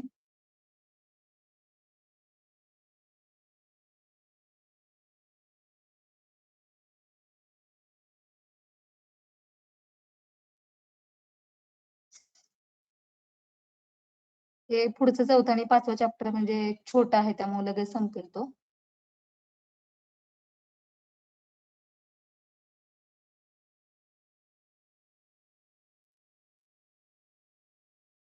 बघा, मला वाटतं आपण डीएनए फिंगरप्रिंटिंग बघितलं होतं. तुम्हाला आठवते की नाही मला माहित नाहीये. जस्ट आपण बघा ह्याच्यामध्ये बघा डीएनए फिंगरप्रिंटिंग मध्ये ऊती संवर्धन, प्राणी प्रतिकृती, त्याच्यामध्ये बघा डीएनए फिंगरप्रिंटिंग किंवा डीएनए प्रोफाइलिंग. प्रिंटिंग म्हणजे काय, बोटाचा ठसा इथे अर्थाचा होत नाही आणि आपल्या शरीराचे विविध गुणधर्म दिसून येतात ते जनुकामुळे असतात. आणि जनुक म्हणजे काय आहे? डीएनएचा तुकडा आहे. म्हणजे आपल्या आई वडिलांच्या डीएनएशी तंतोतंत जुळणारे नसतात आणि कारण आपल्यामध्येच तयार झालेला डीएनए आई आणि वडिलांच्या डीएनएशी एकत्रित रूप असते. म्हणजे एकदम आईसारखा पण नसतो किंवा एकदम वडिलांसारखा सुद्धा नसतो. म्हणजे या पद्धतीद्वारे आई वडिलांच्या डीएनएचा अभ्यास करून पाल्याचे डीएनए ओळखता येतात आणि प्रत्येक व्यक्तीमध्ये जनुकीय घटक हा ठराविक असतो आणि याला फिंगरप्रिंट किंवा त्याची ओळख म्हणतात. आपण डीएनएची रचना पाहिली बघा आधीच्या दुसऱ्या चॅप्टर मध्ये डीएनए न्यूक्लियोटाइड पासून बनलं असं हे बघितलं आणि जगातील सर्वांचा डीएनए हा 99.99% सारखा असतो आणि 0.01% हा डीएनएचा भाग वेगळा असून त्यामुळे आपल्या सगळ्यांचे एक वेगळं पण आहे. बरोबर आहे, नाही तर सगळेच माणसं सारखे दिसले म्हणजे सगळं सेम आहे. 99.99% सेमच आहे. फक्त 0.01% जे आहे ते फक्त एक आपलं वेगळेपण आहे आणि त्याच्यामुळे आपण वेगळे आहोत. ओके, तर बघा व्हेरिएबल नंबर टँडम रिपीट असं त्याला म्हटलं जातं. जो डीएनए मध्ये पुन्हा पुन्हा दिसून येतो म्हणजे वेगळेपणा त्या व्यक्तीची विशिष्ट ओळख असते जो डीएनए मध्ये पुन्हा पुन्हा दिसून येतो यालाच काय म्हटलं जातं? व्हीएनटीआर किंवा mini satellite variable number tandem repeat. VNTR अंदाजे 20 ते 100 न्यूक्लियोटाइडचा बनलेला असतो आणि व्हीएनटीआर बद्दल शास्त्रज्ञ वायमॅन आणि व्हाईट यांनी 1980 मध्ये सर्वप्रथम माहिती दिली आणि त्यांच्या मते जगातील 300 मिलियन लोकांमध्ये दोघांचा व्हीएनटीआर सारखा असू शकतो आणि व्हीएनटीआर ची लांबी प्रत्येक व्यक्तीमध्ये वेगवेगळी असू शकते. तर व्हीएनटीआर म्हणजे बघा नेमकं काय आहे? व्हीएनटीआर म्हणजे डीएनए मध्ये असलेला नायट्रोजन बेसचा असा क्रम जो 2.2 मीटर एवढा लांब डीएनए मध्ये पुन्हा पुन्हा रिपीट होतो आणि हा रिपीट होणारा क्रम प्रत्येक व्यक्तीत ठराविक असतो आणि त्या क्रमाची संख्या 20 ते 100 दरम्यान असते. आणि हा ऍडेनिन, थायमिन, ग्वानिन, सायटोसिन आणि थायमिन हा क्रम पुन्हा पुन्हा दिसणे म्हणजेच काय आहे? व्हीएनटीआर. ओके, आता डीएनए फिंगरप्रिंटिंगची पद्धत बघा. डीएनए फिंगरप्रिंटिंग या पद्धतीचा वापर आपण एकतर बलात्कार, खून अशा आरोपींना पकडण्यासाठी करतो किंवा आई वडिलांचे डीएनए त्याचे अपत्य यांना ओळखण्यासाठी करतो. आता बघा प्रत्येकाचं आपण बघितलं की डीएनए 99.99 फक्त एक 0.01% फक्त वेगळे आहे. आता समजा खून बलात्कार तिथे बघा बलात्कार कुणी केला हे शोधताना तिथे काही सापडले का? बोटांचे ठसे ते फॉरेन्सिक लॅबला ते दिलं जातं चेक करायला किंवा तिथं काय पडले का वस्तू त्या माणसाची किंवा एखाद्या केसावरून सुद्धा त्या आरोपीचा शोध पोलीस लावतात. ते खूप टेक्निक असतं त्या म्हणजेच आपल्याला संशयित आरोपींचे डीएनए हे त्याच्या पेशीमधून घेणे गरजेचे आहे. जे घटनास्थळी मिळालेले रक्त, केस, त्वचा या भागातील डीएनए जुळवायचे असतात. तर वरील दोन्ही डीएनए तंतोतंत जुळाले तर संशयित आरोपी आणि घटनास्थळी मिळालेले डीएनए हा एकच व्यक्तीचा असेल म्हणजेच तोच खरा आरोपी असेल असं पोलीस त्याचा शोध लावतात. आता डीएनए बघा त्याच्या पायऱ्या कुठल्या कुठल्या बघा डीएनए फिंगरप्रिंटिंग मधल्या. डीएनएचं विविक्तीकरण म्हणजे आयसोलेशन. घटनास्थळी मिळालेल्या रक्त, केसांची मुळे, शुक्रपेशी यासारख्या पेशीपासून डीएनए वेगळा करणे. म्हणजे तिथं जे काही मिळालेलं आहे त्याच्यापासून काय करणे डीएनएचा भाग वेगळा करणे. आता डीएनए प्रवर्धन म्हणजे अँप्लिफिकेशन. जर मिळालेला डीएनए कमी प्रमाणात असेल तर त्याचे प्रतिकरण केले जाते आणि यासाठी शृंखला अभिक्रिया या पद्धतीचा वापर केला जातो. आता डीएनएचं विखंडन बघा फ्रॅगमेंटेशन. मिळालेला डीएनए ना विशिष्ट ठिकाणी कट केले जाते आणि यासाठी निर्बंधन एंडोन्यूक्लियस या विकाराचा इथे वापर केला जातो आणि इथे विशिष्ट ठिकाण म्हणजे त्या व्यक्तीचा व्हीएनटीआर होय. आता विद्युत संचलन बघा इलेक्ट्रोफोरेसिस ऍग्रोज जेल मध्ये डीएनएचा रेणू टाकला जातो आणि यातून धारा वाहू दिली जाते. आपल्यास माहिती आहे की डीएनए हा ऋणभारित रेणू आहे जो धनप्रभारित ध्रुवाकडे आकर्षिला जाईल आणि यामुळे एका विशिष्ट ठिकाणी पट्टे तयार होतात आणि ऍग्रोज जेल खूप सच्छिद्र असतात आणि त्यात डीएनए अडकतात व एका जागी जमा होतात आणि डीएनए स्तंभ विलग करण्यासाठी अल्कली माध्यमाचा वापर केला जातो. हे तुम्हाला आकृतीमध्ये दिसतंय बघा. म्हणजे जो काही तिथं रक्त सापडलंय, स्पर्म सापडलंय, केस सापडलेला आहे, त्वचेचा तुकडा सापडला त्याच्यावरून हे डीएनए त्याच्यामध्ये वेगळा केला जातो. कुठल्या कुठल्या प्रकारे त्याचं आयसोलेशन करून त्याच्यावर अँप्लिफिकेशन, फ्रॅगमेंटेशन आणि इलेक्ट्रोफोरेसिस म्हणजे विद्युत कण संचालन. सावधान प्लॉटिंग बघा यामध्ये वरील पद्धती तयार झालेले डीएनएचे पट्टे नायलॉन पटलावर टिपून घेतले जातात. ओके, आणि संकरण हायब्रिडायझेशन यामध्ये संशयित आरोपीचे डीएनए वरील प्रक्रियेत तयार केलेल्या पट्ट्यावर टाकले जातात आणि संशयित आरोपीचा डीएनए हा आधीच किरणोत्सारित केलेला असतो आणि जर दोन्ही नमुने एकाच व्यक्तीचे असतील तर ते एकमेकांना जुळतील आणि जर नसेल तर आपण वरून टाकलेला संशयित किरणोत्सारी डीएनए न जुळता ते धुतले जाऊन त्यातून निघून जातात. किंवा फोटोग्राफी. आता वरील संकलन केलेली नायलॉन पटल क्ष किरणाच्या समोर ठेवली जाते आणि दोन्ही नमुने जुळवले गेले तर आपण वरून टाकलेला किरणोत्सारी डीएनए चमकायला लागेल आणि जर जुळत नसेल तर क्ष किरणावर काही परिणाम दिसणार नाही. म्हणजे एखाद्या आता समजा एखाद्याचा कुणासाठी खून झालाय आणि ते ज्याने खून केलं म्हणजे आरोपी त्याचं तिथे पोटाचा ठसा सापडलाय किंवा रक्त सापडलंय असं काहीतरी आणि जो व्यक्तीचा खून झालाय मग त्याच्या डीएनएशी ते मॅच करतात आणि त्याच्यावर मग त्यांना आरोपी शोधण्यासाठी सोपं जातं. मग ह्याच्यामध्ये 5, 6, 7 पद्धती आहेत बघा याच्यामध्ये. लक्षात ठेवा. डीएनएचं विद्युतीकरण म्हणजे आयसोलेशन, डीएनएचं प्रवर्धन म्हणजे अँप्लिफिकेशन, डीएनएचं विखंडन म्हणजे फ्रॅगमेंटेशन, डीएनएचं संचालन इलेक्ट्रोफॉरेसिस, सावतान ब्लॉटिंग, संकरण आणि छायाचित्रण हे सगळ्या गोष्टी त्याच्यामध्ये येतात. आता बघा डीएनए फिंगरप्रिंटिंगची पद्धत सर्वप्रथम ॲलेक्स जेफ्री या शास्त्रज्ञाने शोधली आणि इसवी सन 1984 मध्ये याचा वापर युरोपमध्ये केला गेला. भारतामध्ये डॉक्टर लालजी सिंग यांनी बनवलेली पद्धत वापरतात आणि यांना भारतातील डीएनए फिंगरप्रिंटिंगचा जनक मानतात. हे लक्षात ठेवा डॉक्टर लालजी सिंग. या पद्धतीत किरणोत्सारी डीएनए या सापाच्या वाय गुणसूत्रापासून घेतात आणि मण्यार सापाच्या मादीमध्ये XY गुणसूत्र तर नरामध्ये YY गुणसूत्र असतात. डीएनए फिंगरप्रिंटिंगचे उपयोग बघा न्यायवैद्यक शास्त्रामध्ये फॉरेन्सिक सायन्स, पालकत्व सिद्ध करण्यासाठी म्हणजे हा यांचाच मुलगा त्याच्यासाठी आणि मानवी उत्क्रांतीचा अभ्यास करण्यासाठी. Centre for cellular and molecular biology हे डीएनए फिंगरप्रिंटिंग साठी संशोधन करणारी हैदराबाद येथे संस्था आहे आणि साधारणतः पेशीमध्ये 2 प्रकारचे डीएनए असतात. हे महत्वाचे मुद्दे आहेत. आता बघा न्यूक्लिअर डीएनए काय असतं? जो केंद्रात असतो ज्याचा गुणसूत्र तयार होतो त्यालाच खरा जनुकीय घटक असं म्हटलं. आणि मायट्रोकॉन्ड्रियल डीएनए काय असतं बघा? पेशीच्या केंद्रकाबाहेर पेशी द्रवात तंतुकणिका हा अंगक असतो ज्याला पेशीचा ऊर्जा घटक म्हणून ओळखलं जातं. आणि यात सुद्धा डीएनए असतो आणि त्यालाच मायट्रोकॉन्ड्रियल डीएनए म्हणतात. म्हणजेच आपल्या प्रत्येक पेशीत असणारे वरील दोन्ही प्रकारचे डीएनए हे आईचे असतात का आणि फक्त वडिलांचे असतात की दोघांचे एकत्रीकरण असतात हे समजून घेऊया. आता बघा आता 2 डीएनए असतात कुठले कुठले? मायटोकॉन्ड्रियल डीएनए ओके आणि न्यूक्लिअर डीएनए. शुक्राणू आणि अंडपेशी एकत्र येऊन नवीन पेशीचा जन्म होतो आणि या नवीन पेशीला काय म्हटलं जातं? झायगोट म्हणजेच युग्मनज. आता बघा ही आकृती बघा म्हणजे अंडपेशी अंडपेशी म्हणजे काय आहे? बी युग्मज फिमेल गॅमेट आणि शुक्राणू म्हणजे काय आहे? Mail gamete. ओके आणि त्याच्यापासून काय बनलं जाते? झायगोट म्हणजेच काय बनली जाते? नवीन पेशी. बघा या आकृतीवरून समजतं की फलन होत असताना हे तुम्हाला ह्युमन रिप्रोडक्शन सिस्टीम जे आहे बायोलॉजीमध्ये त्याच्यामध्ये सुद्धा हे तुम्हाला आहे. फलन होत असताना शुक्राणू केवळ एकाच अंडपेशीला संपर्क साधण्याचा प्रयत्न करतात परंतु त्यापैकी केवळ एकच शुक्राणूद्वारे अंडपेशी फलित होते. हे होत असताना शुक्राणूच्या डोक्याला केवळ केंद्रीय डीएनए अंडपेशीत प्रवेश करतात म्हणून शुक्राणूचे केंद्रकीय डीएनए एकत्र येऊन युग्मनज तयार होतो. परंतु युग्मनज हा फलित झालेली अंडपेशीच होय म्हणूनच आपल्यात असणारा केंद्रीय डीएनए हा आपल्या आई व वडिलांचे एकत्रीकरण असून मायक्रोकॉन्ड्रियल डीएनए मात्र फक्त आईचाच असतो. तर हे सगळं ह्याच्यामध्ये ते लक्षात ठेवा.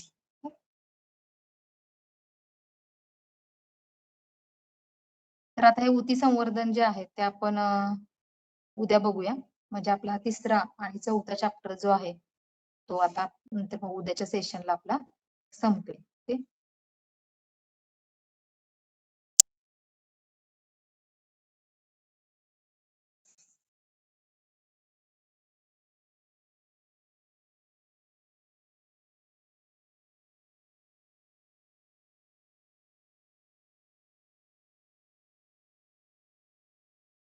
तर पहिला चॅप्टर जो आहे बायोटेक्नॉलॉजी तो एक आपला संपलेला आहे. 2रा चॅप्टर आपला डीएनए आरएनए हा एक संपलेला आहे आणि 3रा चॅप्टर जो आहे आधुनिक जैवतंत्राचं उपयोजन तो एक चॅप्टर आपला संपलेला आहे आणि 4था चॅप्टर जो आहे तो आता आपण सुरू केलेला आहे. म्हणजे उद्या आपला 4था आणि 5वा हे जे काही 2 चॅप्टर आहेत ते आपले संपतील. तर परत उद्या आपण दुपारी 3 वाजता भेटूया.